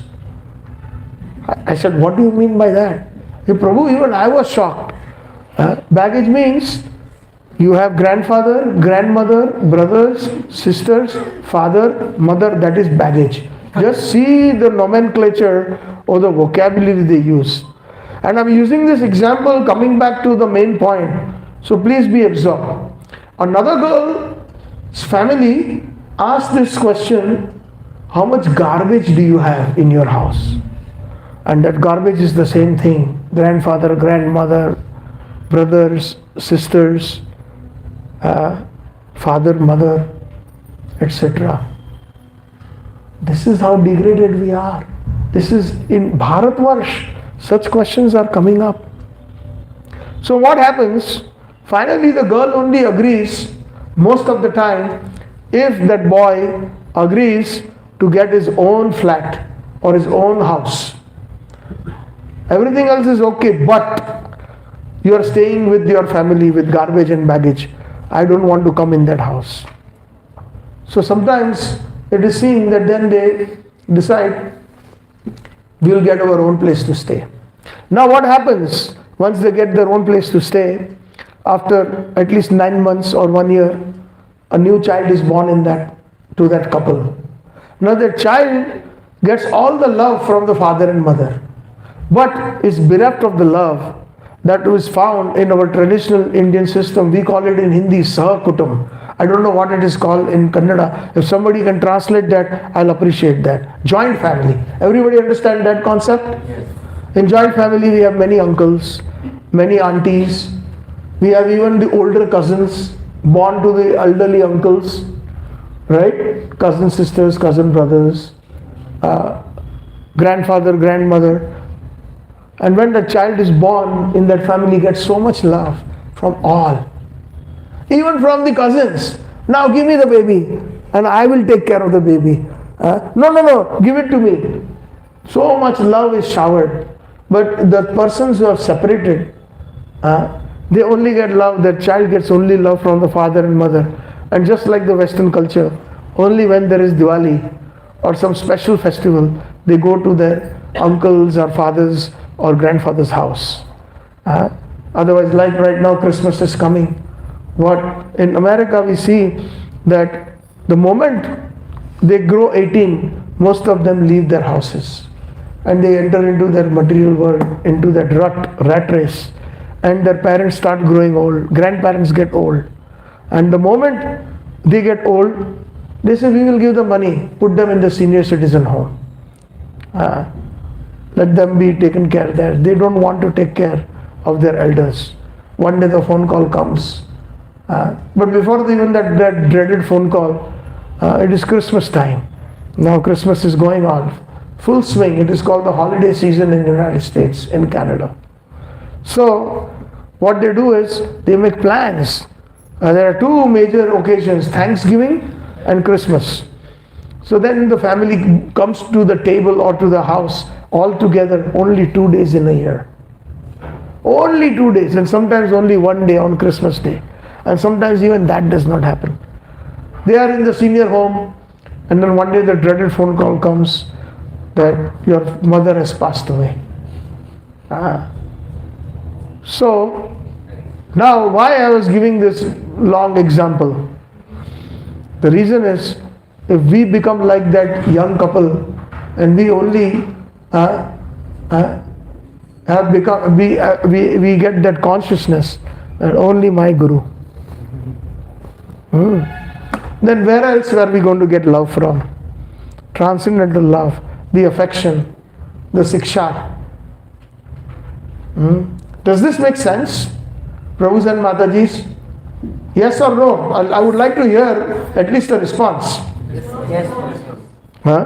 So this mentality is very Kanishta when we think we are all under the shelter of His Divine Grace, through His Divine Graces, Varishta Vaishnavas.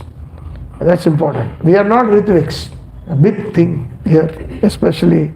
And they are also devotees. We should never insult anybody, as a side note. But they have made this one mistake, philosophically speaking. Everything else they are doing okay. They are also doing Guru Puja. They are doing Mangal Aarti.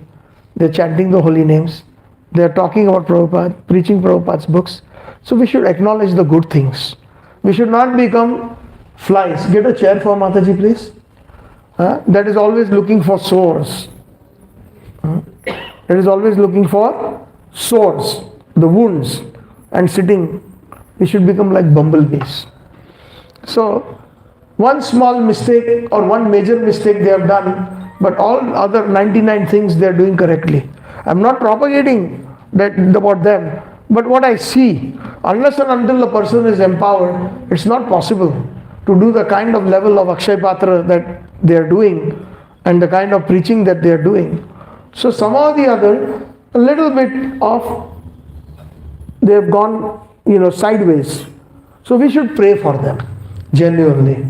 That that may Srila Prabhupada give them the intelligence to come, and where the real body of ISKCON is Prabhupada's body, which is ISKCON. So, but if we are Kanishta, we will start fighting with them. If we find them, we ignore them. We even allow a drunkard in our temple, or somebody who is not following the 4 regulative principles, and we give them so much importance by preaching to them. Then these are also devotees, Prabhu. What do we don't have challenges? Talking about challenges in ISKCON?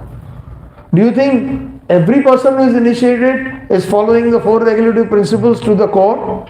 I'm not going to ask any one of you, but we know within our hearts. We have seen that sometimes in a devotee's marriage, their son or daughter's marriage, they have a section, because the in-law side, they are not so ISKCON people, but they have to balance. So for the feast that they create, they have Vaishnavas separate section, and they have onion garlic in a separate section. But I have seen with my own eyes that person goes to that section, putting tilak, having mala, kanti mala, and deliberately knowing that there is onion garlic in it. That is happening so rampantly. Even in US, in India there is no problem. When we buy ketchup, sauce, you call it sauce, we call it ketchup, tomato ketchup. They don't read the ingredients. I'm talking about devotees. And it clearly says onion powder, garlic powder. But it's okay. In one temple I went, one Mataji was working for a fruit store, vegetable store. So sometimes she used to bring mangoes, avocado, and then one day she brought 5 boxes of garlic on the temple premises, saying that it's free. She used to give it free. Sometimes she asked for a donation $5 to cover her petrol, gas costs. And nobody really was interested in objecting to it. I had to object. I said, what is this? This is Srila Prabhupada's temple, but it is for health. On the group, this discussion is going on. Okay, if it is for health, but why 5-pound bags? And there at least 20-25 bags are there. Sometimes we have to take cough syrup. It contains a little alcohol. There's a purpose that just we get better. And then we give it up. But to make garlic tincture, you don't need 2.5 kilo bag. No, that is nonsense. So basically what they did, then were distributed, it was taken by the so-called devotees in the West. They took it home. So that is very clear understanding we find that they are eating onion garlic. So what my point is, that Paramatma knows best where we stand. We can cheat ourselves thinking that we are great devotees, but the Paramatma knows that how much and where we need to make good improvements, even to come on the platform of the 4 regulative principles. So these things are going on. Of course, not all temples are like that, but this is one particular temple where I had witnessed it. That's what I'm saying it. So I very, very strongly opposed it, and there were some Srila Prabhupada disciples present on it. And then, so finally the verdict was that yes, no, but it took days. Why did it take days? It should take 2 seconds. No more. You bring other fruits and vegetables, but don't bring garlic on the premises of the temple. But it took at least 3 or 4 days before, after so much sarcasm on me, Oh, Prabhuji, you are not looking at the good heart of this Mataji. She's distributing free. I said, yes, distributing free, but that should be within the purview of the four regulative principles. Tomorrow somebody will say, some guest will come and say, okay, I want to distribute free liquor and put a big box of liquor in the temple, it's free. Will you allow it? That was the answer that really shook everyone. She is distributing free. We thank her for her services, that she is caring, but maybe she doesn't have this full knowledge. She is not even an initiated devotee, and you are encouraging such things on our premises, being initiated devotees, being Prabhupada disciples. That is not right. Our Prabhupada is crying when he sees this. So my main point was again, where will ISKCON land up? In the second generation, third generation, if we do not follow Srila Prabhupada very nicely, changing his books, that's a challenge. Challenge in Krishna consciousness, that's our subject matter. Correct, Prabhuji? Raseshwar Prabhu? Changing Prabhupada's books. How dare we can even think of that? Even if there is some grammatical mistake, we have no right to change it. Tadvag Visargo, does anybody know that verse? Sri Prabhupada, before writing Srimad Bhagavatam in the introduction, he says that those compositions that have been created for mankind, that it will stir a revolution in their hearts, that will bring full auspiciousness. And even though, if they are not properly composed, the true Vaishnavas take the essence. Okay? So, we have to be that Sargrahi Vaishnava. Sometimes we find some Vaishnava is singing or Aarti, he may forget one line. No need to look at each other. Oh, Maharaj forgot this. Forgot. We are all human beings. To err is human. Right? Somebody makes a mistake. Then we should not advertise it. In fact, we should feel more compassionate. That is the challenge we are facing. Kanishtas, what will they will do? They will want to criticize immediately. You see, this is what he did. This is what she did. No. How can we get love of Godhead or the prema, pumarto mahan, as the first verse of Chaitanya Manjusha says, Aradhya Bhagavan Vrajestanayas. We are only concerned with the son of Nanda Maharaj. The Bhagavad Gita Krishna is different than from the Krishna in Vrindavan. Most people don't know that. I see some faces with their eyes opening widely. We don't study Shastra. We don't read Prabhupada's books nicely. Prabhupada has mentioned this.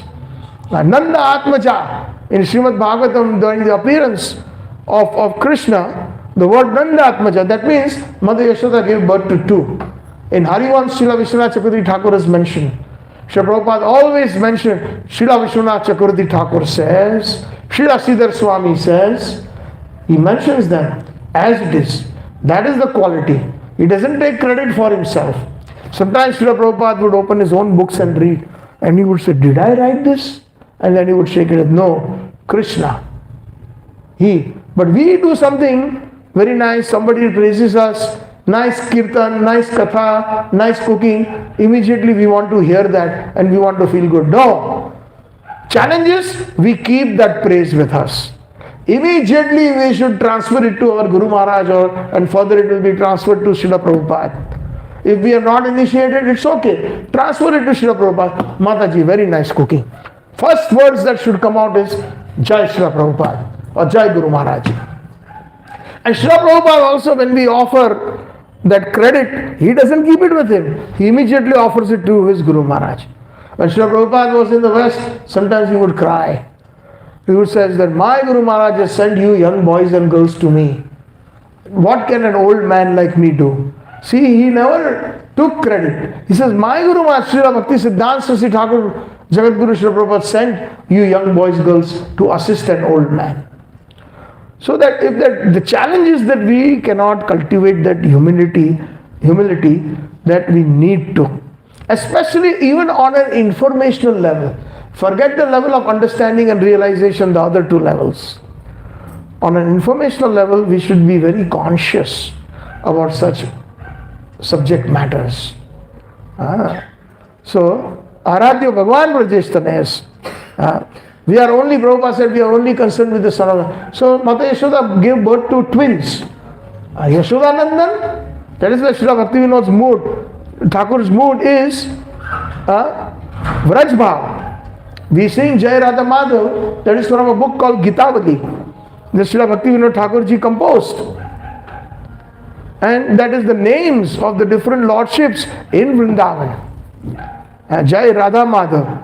Radha Madhav. Madhav. What does Madhav mean? Anybody? Yes? Husband of goddess of fortune. Correct. Husband of goddess of fortune. So who is that? Narayana. And that is Lakshmi Devi. Right? But what has that word got to do in Vraj? So all these things, that's a challenge. We have to understand that from the perspective. When we are chanting, what does Hara mean or Hare mean? That is also a challenge.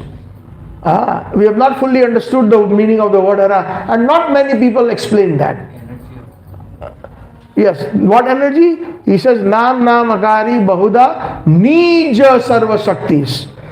Very important word Mahaprabhu has used. Nija means my own internal potencies. Now, who is Chaitanya Mahaprabhu? Loudly, one person. None other than Krishna. None other than Krishna. What? Krishna himself. None other than Krishna. None other than Krishna. None other than Krishna. Thank you. But that is not sufficient. Who is Chaitanya Mahaprabhu? Again, this is a challenge question. Krishna in the mood of Very nice. That's the perfect answer. Krishna in the mood of Srimati Radharani. So, when Mahaprabhu or Nandanandan Krishna, the one in Vrindavan and Vraj, says, Nam Akari Bahuda, Nija, not Vasudeva Krishna. Because the explanation is, in Harivansa of Vishwanath Chakravarti Thakur, Rup Goswami, Sanatana Goswami has also explained, given their commentaries, that when Vasudeva came to Gokul, when he crossed the river Jamuna, he brought Vasudeva Krishna. And when he went to Nanda Bhavan, he saw that there was, by the covering of Yogamaya, he could not see the boy Krishna that Mother Yashoda gave birth to. Yashodanandan. He was there, right there on one side. On one side he saw the girl, baby girl, Yogamaya. So he immediately exchanged Vasudev, Krishna with the baby girl and then took to Mathura. Rest is history. So Mother Yashoda gave birth to twins. What a big sacrifice Yogamaya has given. She didn't even get the love of her parents in Vrindavan. Why? Because she had to do this immense service to her brother Krishna. Now what happens? Vasudeva Krishna, Nandanandan Krishna. Vasudeva Krishna, as soon as Vasudev leaves, when nobody is looking, Yogamaya arranges, he merges into Nandanandan Krishna. So it is said in the Shastra that Nandanandan Krishna, Yashodanandan, does not even take a step outside Vrindavan. Ekam padam na gachanti Vrindavanam. When Akrur came to take Krishna Balaram in this cheating wrestling match arranged by Kansa, when they were only 11 and a half years, something like that, and when he sat on the chariot, on the border of Mathura and Vrindavan, that old Mathura road is even there today when we do parikrama. After Jagannath temple, when we make the right turn, it's on the left. There is a small gate. And that gate is where Akrurji took Krishna Balaram. But before entering that gate, that border, he got down from the chariot and offered his obeisances, dandavats, to Vrindavan Dham. Because he was a devotee, he could understand the value of Vrindavan Dham. And when he was doing that, Nandanandan Krishna and Vasudeva Krishna separated.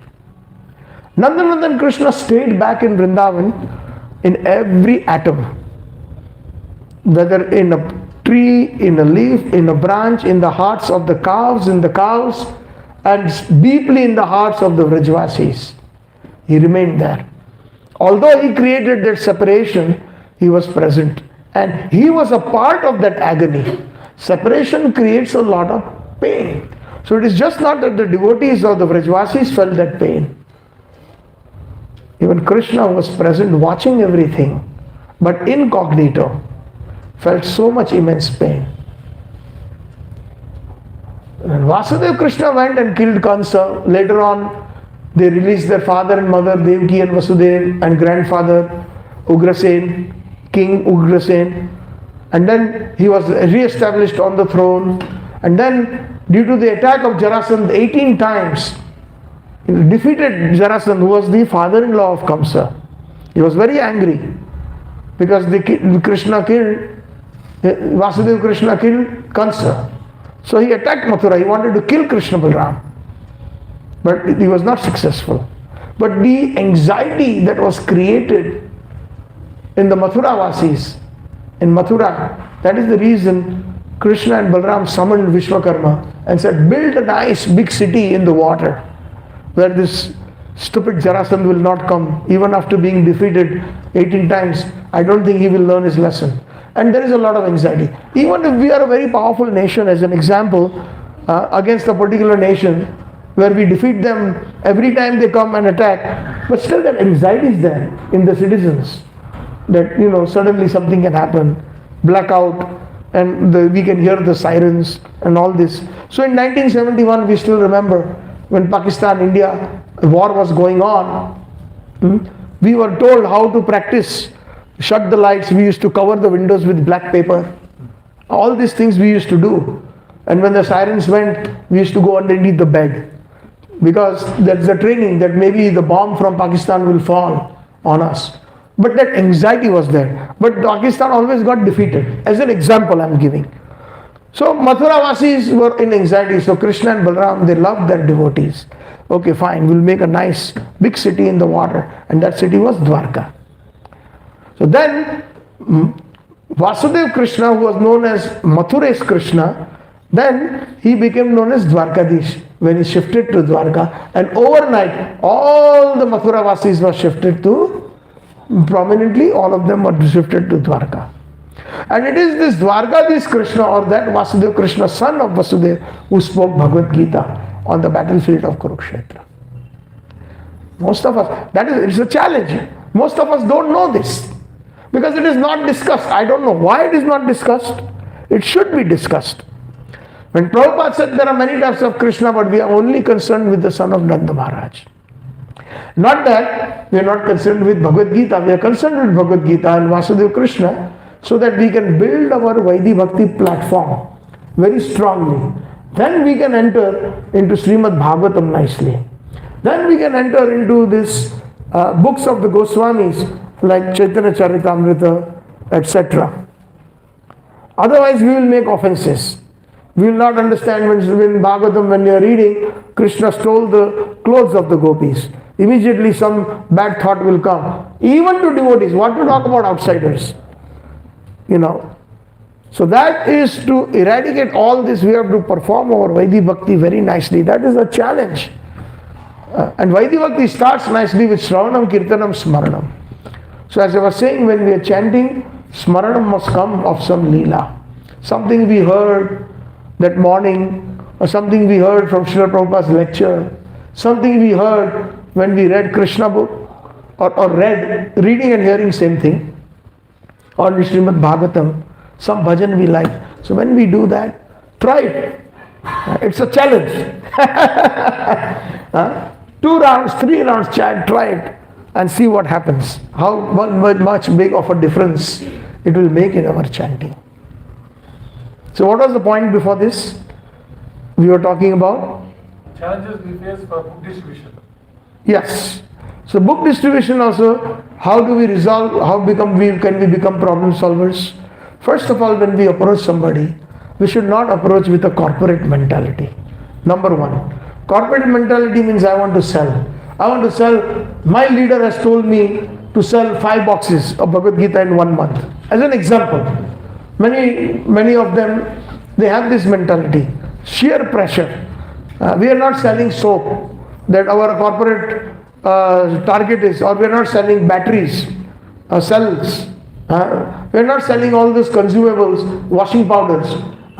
As an example, that is selling. We are first of all distributing love. So every book distributor must think in their hearts that I am distributing love. Very important. With that consciousness we approach somebody. somebody mentioned no time. That person, if we approach that with that, I am your real friend. Inside in our hearts, we should say that I am your real friend. We should feel like that. You really need something very good which changed my life. We should be thinking about these things before we even leave for book distribution. Krishna, you are so kind. You gave me Prabhupada. Now I want to give Prabhupada to everyone through his books. How many of us think like that, of that consciousness? When we start doing that, then we approach somebody. Very important points that based on my experience, I'm sharing. So please try to absorb them if you can, well and good. If not, Haribol. So then the next point is you approach somebody. Person is in a rush. But when you approach them very nicely, I am your friend, you don't even have to say that. Paramatma is in our hearts and Paramatma is in his heart or her heart, whom you are approaching. That connection is there. So when we approach with that consciousness, that person is not even going to stop for 20 seconds, maybe he will stop for 20 minutes. He will want to hear. He will inquire what is inside this book. And that's where the point comes of Srila Prabhupada, the challenge. How many of us had read Srila Prabhupada's books to answer those questions in the most shortest time so that that person is satisfied? You have to become Sargrahi Vaishnavas. And for some reason we may not be able to answer those questions. Be honest. You know what? That's a great question. But I'm not sure about the perfect answer, but I have a lot of senior Vaishnavas who can do that. Can I please quickly have your phone number? When you ask like that, keep a small diary with you in your bag or in your pocket. And be ready. If they are ready, don't push to give their phone number, or you can say, take it out, here is my phone number. So that person has become such a good friend within the next few minutes. He will take that Bhagavad Gita mostly. Mostly he will take that Bhagavad Gita. And then you put a little chit inside, here is my phone number. While reading, if you have any questions, please feel free to contact me. That is friendship, not selling. Then that person will feel. Now, sometimes somebody will feel that yes, I tried all this, what I mentioned, but in spite of that, no success. That's okay. How much have we really understood Bhagavad Gita? Then, Karma Yoga. Those who are leading and those who have heard, what is Karma Yoga Siddhant? That whatever you do, you offer it to Krishna. And don't be attached to the results. So sincerely go out there and distribute Srila Prabhupada's book without being attached to the result. Someday you will get 20 Bhagavad Gitas distributed, someday nothing. But why get attached? That means we have not really understood Bhagavad Gita properly. Don't get attached to it. And if you are sincere, nobody is going to. Paramatma, supposing if you come back to your leader and says, you did not do much this week, what happened? Maybe the leader is a little upset. But, if you are calm and nice, I tried my best, Prabhuji. Or Mataji, I tried my best. Paramatma is in your heart. Paramatma is the witness, how sincerely you tried. And Paramatma is in the leader's heart who is questioning. Everything will become nice and calm. There will be nice equilibrium. So this practice of being humble, Bhagavan says that Surut Sarva Bhutanam Gyatma Mam Shantirichati. Vasudeva Krishna says that. Bhuktaram Sarva Yagatapasam Sarva Loko Maheshwaram.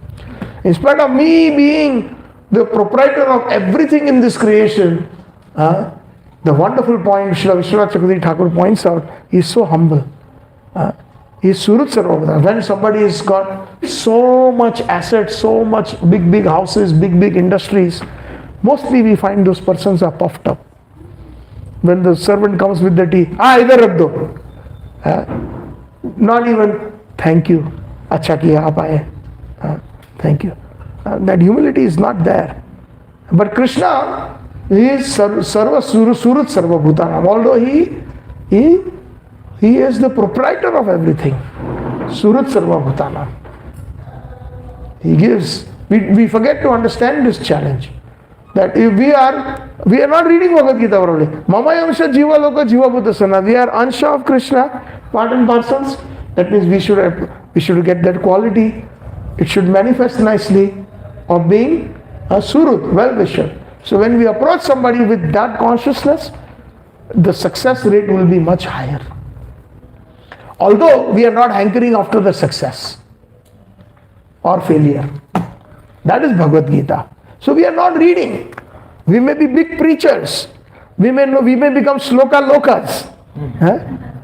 But internally, maybe on an informational level, very little understanding and realization is almost nil.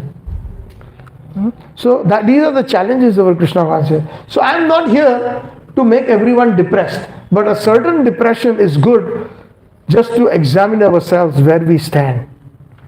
And that depression is good, it's a challenge. Even the gopis felt depression in separation, Vrajvasis felt depression in separation. But that separation gave them the highest reward, which is the highest prema pumartho mahan. The highest prema was only bestowed to the gopis of Vrindavan, to the Vrajvasis, not the Vaikuntvasis. I can say that because that's what Mahaprabhu said. And Mahaprabhu, in his conversation between Rai Ramananda and himself on the banks of the Godavari in Dakshin Bharat, in South India. This was in Telangana, right? What is that the location today? Like the state? State. They are on the banks of. So I will end this by saying that Chaitanya Mahaprabhu asked some wonderful questions to Rai Ramananda. This is the amazing quality of Chaitanya Mahaprabhu. Although he is the Supreme Personality of Godhead, Govindam Adi Purusham, Ishvara Parama Krishna, Sachidananda Vigraha, he had this nice habit of catching some nice Vaishnava and asking questions and get answers out of him. Why? Simply to glorify him. Why did Krishna choose Arjun? In the beginning he didn't want to fight. He said, but you know what, I've already killed all these people. Do you want to be an instrumental? Because you are my sakha, you are my friend, I'm choosing you. But if you don't want to, what does it imply? Somebody else will do it to comply with my will. Right? So Mahaprabhu had this wonderful Raghupati Upadhyay, Rai Ramanand. So Rai Ramanand was none other than Vishakha Sakhi in Krishna Leela. Mahaprabhu is Nandanandan Krishna, not Vasudev Krishna. He came in the mood of Srimati Radharani to give us the highest bhakti of Raj. Not the bhakti of Dwarka or Mathura or Vaikuntha. See, we don't think about that. What does Mahaprabhu want? What is that Namo Mahavadanyaya Krishna Prema Pradayate? That Mahavadanyaya means the highest of the highest of the highest. Most munificent. Nobody, not even Krishna of Vrindavan can give that unless he has obtained that mood of Srimati Radharani. That highest compassion. Once he got the mood of Srimati Radharani, he became Namo Mahavadanyaya. Prior to that, not Namo Mahavadanyaya. Great. Hey Krishna, Karuna Sindhu, Deena Bandhu, Jagatpate, all those stutis are there. And they are very true. But nobody has Audharya. He is the Audharya avatar. As much compassion in his heart. Lord Nityananda and Chaitanya Mahaprabhu, none other has that. So he came to give us this Vrajbhava. We miss this. That's a challenge. That we don't have that. The moment that great desire, first thing is we have to desire, then we deserve. When the strong desire comes, Krishna makes those arrangements. Varishta Vaishnavas. Because ye yatha maam prapadyante, that verse also applies that he sends Varishta Vaishnavas or Vaishnavas according to our capacity. So that what we can understand, they will give us. But if the strong desire is there to understand, then accordingly Krishna will make that arrangement. And it is so important, how do we get this? The next question whereas challenge. How do we get the strong desire? By the association. And how do you get the strong association of such Vaishnavas who can give us information on Vraj Bhav of what Chaitanya Mahaprabhu wanted? Is by begging. seriously crying from within our hearts. Nityalila Pravist, His Holiness, Gaur Swami Maharaj Ji said that we have to open crying school. We don't cry enough. Our hearts are so hard. We cry for so many material things. In business we have 50 crore loss, we are crying. Ore Baba, Satyanas ho gaya. I'm completely finished. And they cry. Student fails. Ore Mama, I tried so much, but I failed. I don't know how that happened. It must be some mistake. That son is crying, mother is also crying. But for Krishna, that when will I chant the holy names? Right now I'm so hard-hearted. Krishna, I don't understand. I know nothing. Nayanagalada Sudhara, Vadanam Gadgada Hridaya Kira, Mulkir Nichitam Vapukada, Tava Nama Griya Nishu Bhavishyati. When will that happen? Even Mahaprabhu is saying that. Yeah, when I'm in a very, very humble mood. He has already attained that. That is the beauty. That the more humble it means more advanced. The more puffed up means more kanishta. So we have to be very careful about what we pray. And how do we develop those desires? By studying the Vaishnava bhajans. Another challenge we have, that most of the managements that I have gone to, they do not encourage Vaishnava bhajans. Only Mahamantra. Mahamantra will have that effect, good effect, but the desired effect will only be there when we understand the hearts of the Vaishnavas. When we understand the heart of the Vaishnavas, the consciousness of the Vaishnavas is given in a platter, golden platter, in the form of simple Vaishnava bhajans, which is the summum bonum of many shastras. So when we chant Hare Krishna, most of us, we have no idea what it means. The general meaning that Prabhupada had given, and rightfully so according to time, place and circumstances, that we are calling out to Krishna and Srimati Radharani. That's true. Then the question arises, as we mature, we have to ask these questions to Varishta Vaishnavas. Then why is it, if it is only Radha and Krishna, then why is it that the Mahamantra is not Radhe Krishna, Krishna Krishna, Radhe Radhe, Radhe Sham, Sham Sham, Radhe Radhe? It's Radha Krishna. And Vrindavan, some Apasampradayas sing that, and they call it the Mahamantra. It's a good question, challenge question. Okay, so tomorrow, this evening, those who are coming, we will try to answer that question.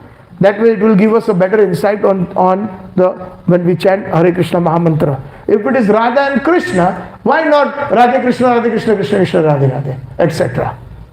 Why Hare Krishna, Krishna Krishna, Hare Hare, Hare Ram, Ram Ram? It will have the effect, no doubt. But if we have the understanding, then Krishna will open up more doors in our hearts for Raganuga Bhakti, for Vraj Bhakti. More and more it will open. It will be revealed to us. We are ready. Just like a child will ask so many questions that you cannot explain them on the PhD level. Right? You will explain according to their level. So that the level also, or that explanation, is based on our desire. If we want all life till we die, Bhagavad Gita, then we will remain on that platform. Never we will enter Braj. Krishna Prabhupada said, he is very, very, very amazing, our Acharyas. As it is, and every word is Guru Mukha Padma Vakya.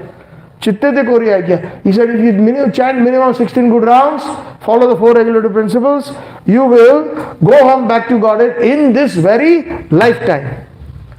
He said that. He said what? Back to Godhead. Back to Godhead is a very big region. 75% of creation is back to Godhead, including Vaikuntha planets. So at the time of death, we are thinking about Krishna, Vasudeva Krishna, slokas of Bhagavad Gita, great. We have chanted nicely. Then we will end up there. If we are Ram Bhaktas, we will end up in the Vaikuntha Vidya.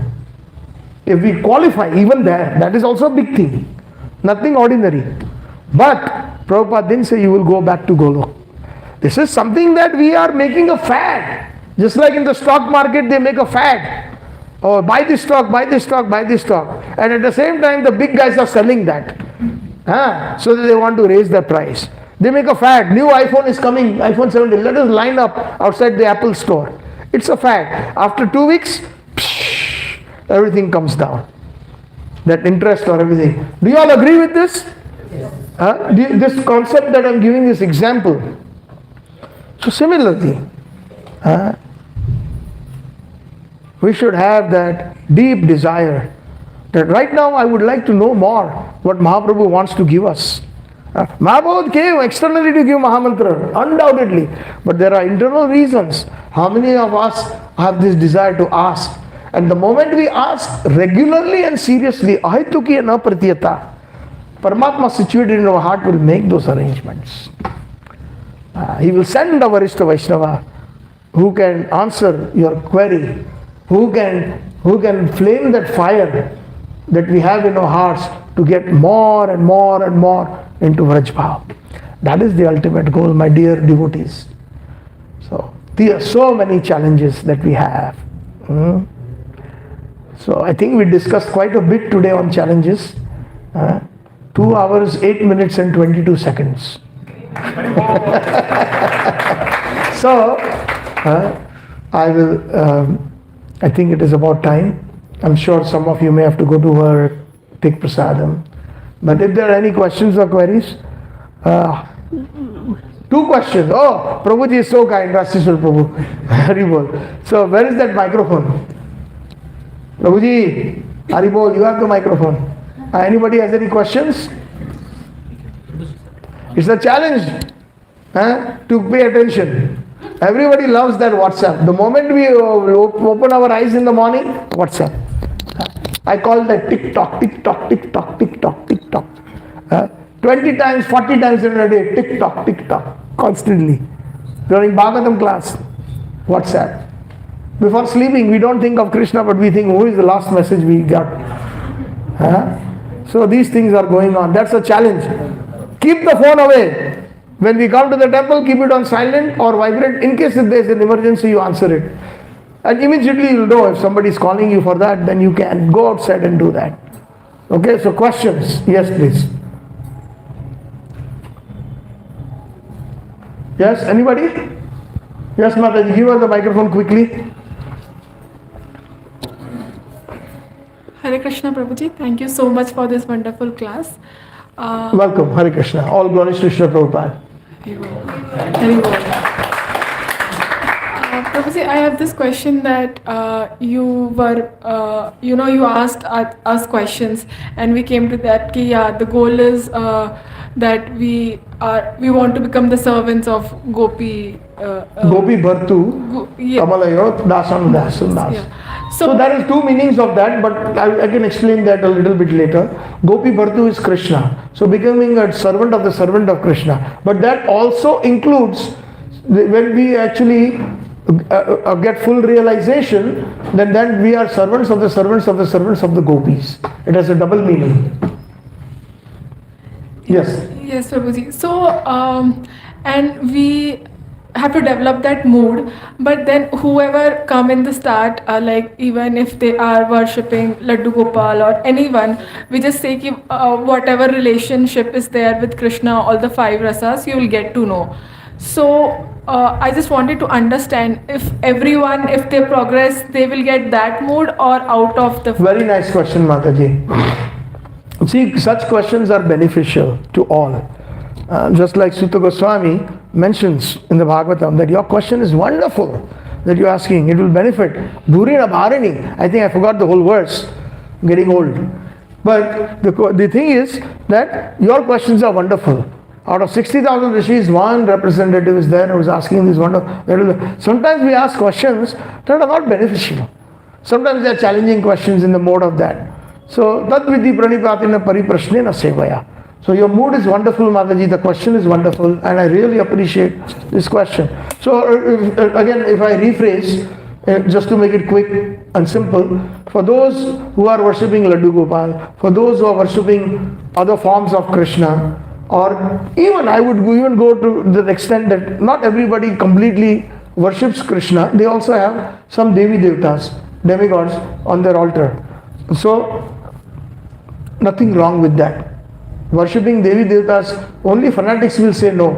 I have heard from Srila Prabhupada disciples, Varishta Vaishnavas like His Holiness Radha Govind Maharaj Ji, that they want to put my picture on the altar. But Shivji, who is such Vaishnava Nam Yatha Shambhu, they don't want to offer the respects. He is talking about those devotees who are fanatics in ISKCON. So that is not. But the only thing is we have to understand that Krishna is the Supreme Personality of Godhead. And everybody else is his servant. Ekla Ishvara Krishna or Sabritta. All are servants. So with that mentality, if we offer obeisances, if we worship them, that is perfect. We worship our leaders. We worship Prabhupada disciples. Then what's wrong with Mahadevji? So then that is fanaticism. Because many years ago, to make a long story short, I was in Chicago, one old Mataji was crying, and I said, Mataji, what happened when I entered the temple? My son, he, for many generations, we have been worshipping Shivji and Durga Devi, Parvati, and my grandmother gave it to mother gave it to me. And he just joined ISKCON in the last 6 months, and he just got in a fit of rage. He took out all the demigods, the Devi Devtas that were on the altar, and threw them in the garbage. And he said, only Krishna will be worshipped. So, this is very sick mentality. No, we have not understood. When Srila Prabhupada went to the West, their slates were very clean. They didn't even know about demigods or Devi Devtas. So Srila Prabhupada didn't feel it was so important to mention it according to time, place and circumstance. Okay, so Prabhupada directly gave them the Supreme Personality of Godhead Krishna, introduced them. So the thing is that we have to use our heads, keep their position lower. If you have them on the altar, Krishna or Krishna's expansions, they should have a higher position. And if you have Devi Devtas, please take their blessings. That I would like to become a good devotee of Krishna. You all are good devotees. Durga Devi is also known as Vaishnava Devi. Right? Mahadevji is known as Vaishnava Nam Yatha Shambhu, the topmost Vaishnava. Giving examples. So please bless me. Ganeshji. He removes all obstacles. Yatpada Pallavam Yugam Vinidaya Kumbha Dande Pranama Samaye. You all know that verse. Govindamadi Purusham Tamam Mayani. Take blessings. Lord Ganeshji. I have so many challenges. We're talking about challenges. Take his blessings so that I can become a good Krishna conscious person. Like that. So, nothing wrong even if you are washing Laddu Gopal. But as we get refined, our mood is Chaitanya Mahaprabhu's mood. We have to ultimately obtain that mood. Just like a doctor is already in the 12th standard, passed that exams, finished the different prerequisites like entrance exam, as an example, right? So right now we are under this, prerequisites. When we are worshipping Laddu Gopal, etc.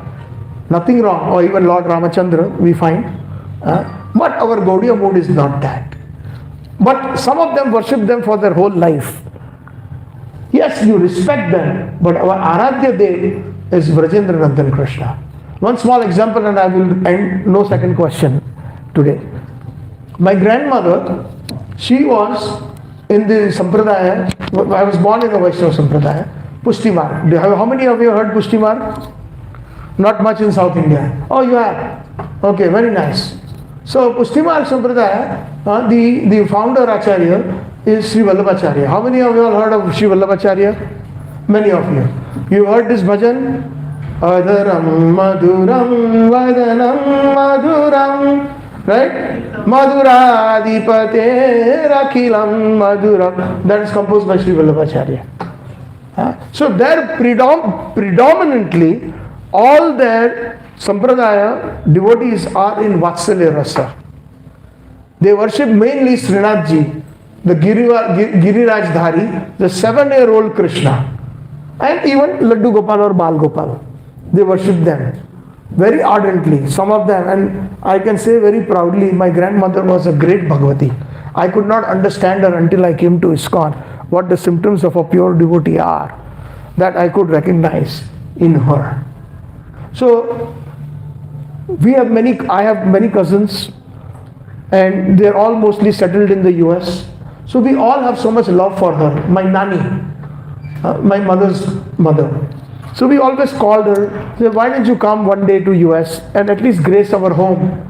So then finally in her 90s she decided that she would like to come. But she had her seva. She had to give it to some equal or greater Vaishnava in their devotion to serve. She would not give it to somebody Kanishta, under her, in her level. So and then she came to our homes, and I took her to ISKCON Sunday feast. She saw my tilak and everything, she knew. And every time I went, she used to tell me, why you have taken this? Why don't you take to our sampradaya? So one day when she came to Chicago to my home, I asked her, Grandma, I said, after you, nobody's interested in the house.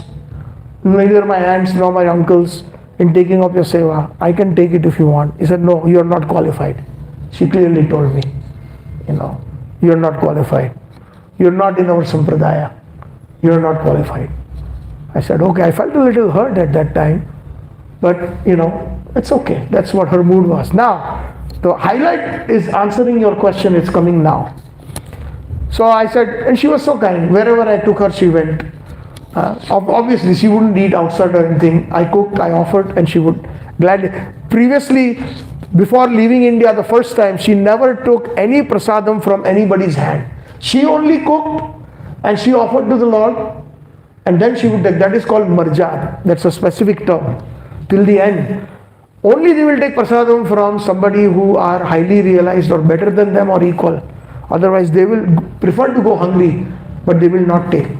It's a great vow. I've seen that from my childhood that she had taken that vow. Anyways, that Sunday evening I took her to ISKCON Chicago. We have this beautiful Kishore Kishori right there. Beautiful deities. And Kirtan was going on. And then my grandmother walked a little slow. I held her hand, and next to Prabhupada's Vyasasana, just like we see Prabhupada's Vyasasana there were few chairs or a bench. So she decided to sit there. And perhaps I thought that because the devotees are dancing in Kirtan and she's old, so that's better she sit in the back. Now, after the Kirtan was over, the class was over, she sat through the whole English class given by a Prabhupada disciple who is Caucasian body, white body. Out of respect, she sat. Then afterwards, prasadam time. So prasadam hall was upstairs in Chicago temple, even today. So everybody started going up and the entire hall was empty. Hear this very carefully. Entire hall was completely empty. So then I thought this is a good opportunity. I will take my grandmother by the hand and take her as close as possible to the altar. Altar was high, a good height, about till here. So I said she can have nice darshan of Shri Kishore Kishori, Gaur Nitai and Jagannath Baldev, Subhadra Devi. So I requested her, can you come closer? Now nobody's there, nobody's going to be, there's no danger of being pushed or anything. So she just smiled at me and just did that to the deities, looking at the deities. Like that, with putting her fingers on her chest, she simply bowed down like that. I insisted, come. Again, because after the prasadam, more people will come in the temple hall, and then again, she just folded her hands in humility and she just did that. Now, the question arose in my mind again. 2 times I felt like, my grandmother has kind of, upset me. I said, give me your seva. After you leave, I will take care of Srinathji, Gopalnathji. She said no. And here I am trying to convince her to come in the front 4 or 5 times and she is refusing. Now upon contemplating on that, now that comes to your question. Upon contemplating more deeply, that is not her rasa. Seeing Kishore Kishori as the 15-year and 16-year-old, the youthful Krishna and Radharani, that is not her seva. Her seva, she always wants to see her Bal Gopal. Wants to see her 7-year-old Krishna, nothing beyond that. Nothing beyond that. She may respect, offer her heartfelt gratitude, but her bhav is not there. So then it dawned on me, wow, look at her bhav, that she is completely absorbed in that bhav. She doesn't want that Madhurya Rasa that is offered by Mahaprabhu as young gopis and young Krishna, as the youthful, Nanda Kishore. Bhaktivinoda Thakurji also. So we find the mood of Bhaktivinoda Thakurji. Srila Bhaktivinoda Thakur's mood is what? Manasa deha geha jo kichumora arpilo tuapade Nanda Kishore. That means the youthful son of Nanda Maharaj in Vrindavan. That is his mood. That is the mood of our acharyas. That is the mood of Chaitanya Mahaprabhu. So no matter how we are, so I think there was one devotee in Mahaprabhu's associates. What was his name? Mukundat or Murari Gupta, one of them, I forget. When he was the ardent devotee of Hanumanji. Murari Gupta. So when the Mahaprakash Leela happened, where Mahaprabhu called some of his most confidential associates, and he showed his form as Radha Krishna in that Vaibhav Prakash that he showed. But he had called everyone, but he did not call the name of Murari Gupta purposely. He was most qualified, but to give us this example, again coming to your point. So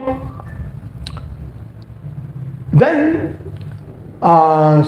he asked somebody, can you tell Mahaprabhu, ask him when will I be able to take his darshan? So he said, not even in a million lifetimes. After a million lifetimes. So he started dancing, saying, wow, Mahaprabhu will see me after a million births. He was happy just to hear that. And the same Mahaprabhu would sometimes sit with him, because he was a Bhakta, Ram Bhakta, because he is Hanumanji. In his incarnation of Hanumanji is Murari Gupta. And it's his same Jagannath ji is in Vrindavan. We remember I mentioned about Lord Jagannath's temple when we do parikrama of Vrindavan. No, was it Murari Sarang? Even I am confused. It was Murari Gupta. It was Murari Gupta only. So Murari Gupta's deities are even present in Mayapur and also in Vrindavan. That Jagannath is Murari Gupta's Jagannath. So his mood is in the mood of so he always used to chant. Some of the other, he couldn't chant Hare Krishna Mahamantra. He would chant Sri Ram Jai Ram Jai Jai Ram. So Mahaprabhu tried chant Hare Krishna, and he said, Mahaprabhu, I'm trying so much, but when I start chanting Hare Krishna, the mood is coming of only Sri Ram. So then Mahaprabhu said, Jai Sri Ram.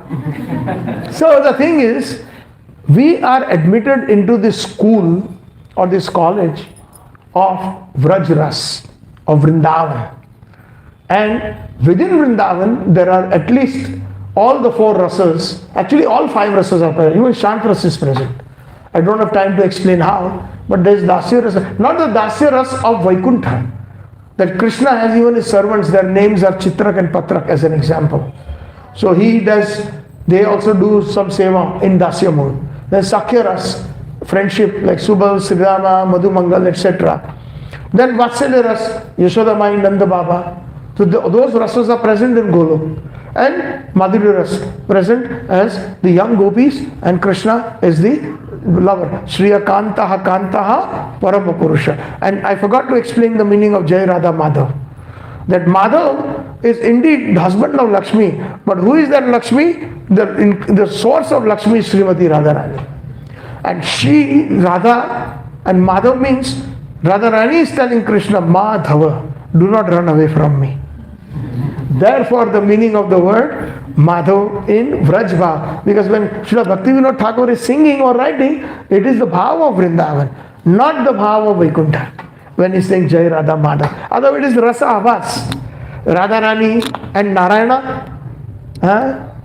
In fact, Narayana is waiting to take darshan of Radharani. Lakshmi Devi is waiting eagerly to take darshan of Srimati Radharani and tasting the ras of Vraja.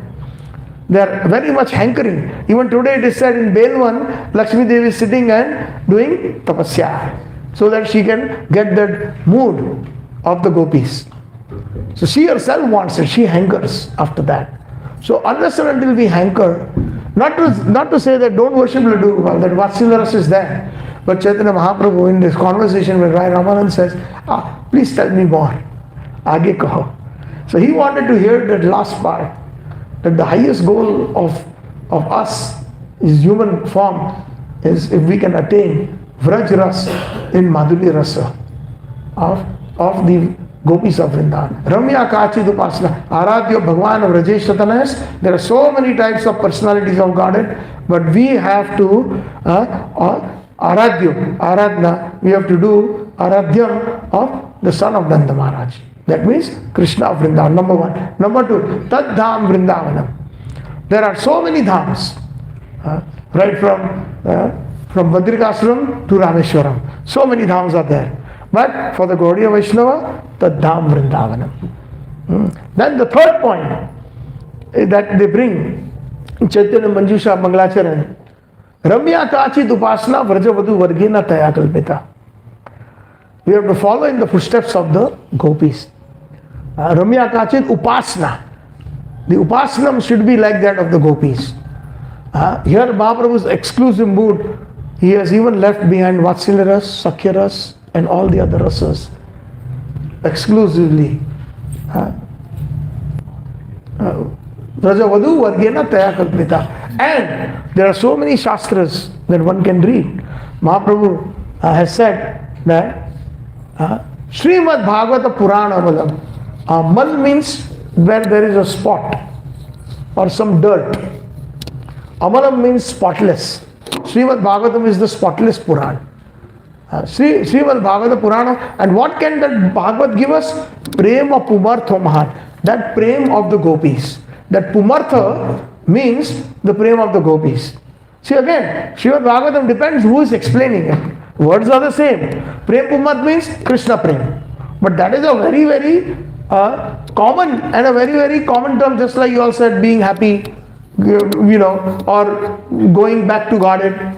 So, do the Ramanuja Vaishnavas, they don't have love for Lord Ramachandra or Vaikuntha Adipati? They have a lot of love. We cannot say they don't have love, right? But our love is a specialty, exclusively reserved for Krishna in Vrindavan, for the Vrindavan Dham, following in the footsteps of the gopis, and Srimad Bhagavata Purana Amalam Prema Pumarthaman. It is capable of giving us this Madhurya Rasa Prem, depending where we are hearing, from which realized soul. Not on an informational level, not on an understanding level, but on the level of realization. So, if we are in Mahaprabhu's, ultimately, right now we can continue as Vaidhi Bhaktas, whatever we are doing, but slowly that desire has to come within our hearts.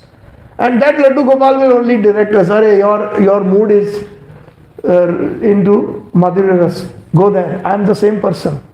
So that's fine. You are qualified now to enter into that. I am the same person.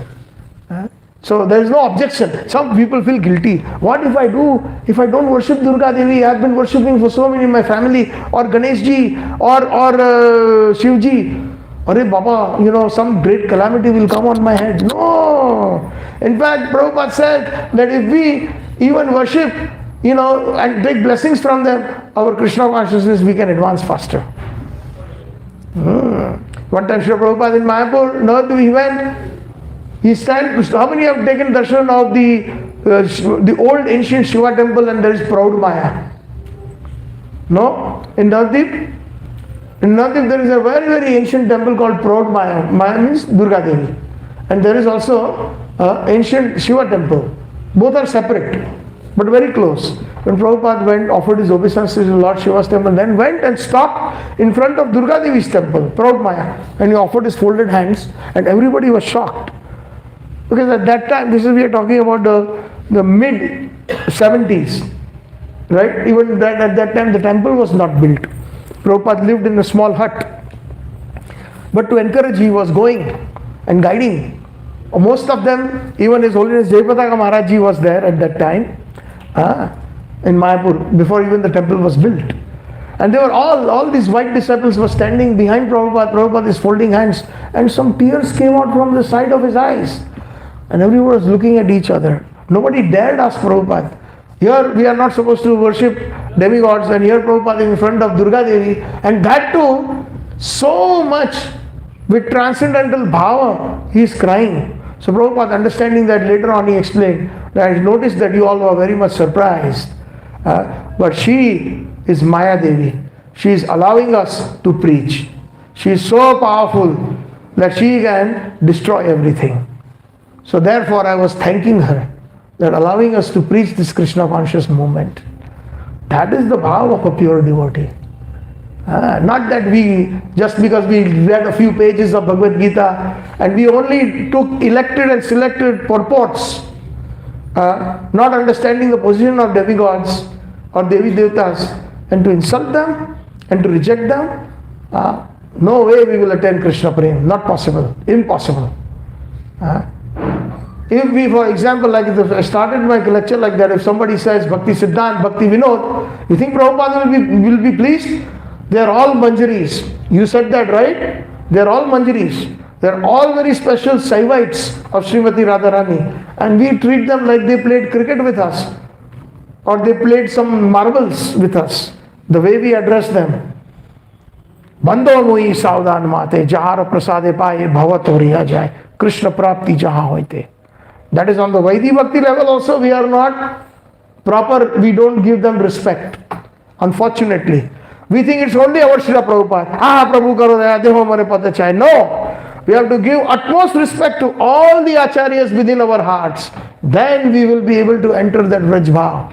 Otherwise we will be stagnant in whatever bhav we have. And we will take many, many births even to reach a proper Golok Vrindavan.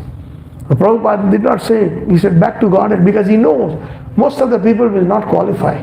They will go to Vaikuntha. But that is the reason why I am speaking in such depth, that desire and that hankering comes, so that we can come into that mood. Okay? Did it answer your question, Mataji? Yes, Prabhuji. Thank you so much, Prabhuji. Hare Krishna. Srila Prabhupada ki. Challenges in Krishna consciousness topic and dealing with it ki. Gaur Premanande. Jai Srila Prabhupada, Jai Gurudev. Hare Krishna.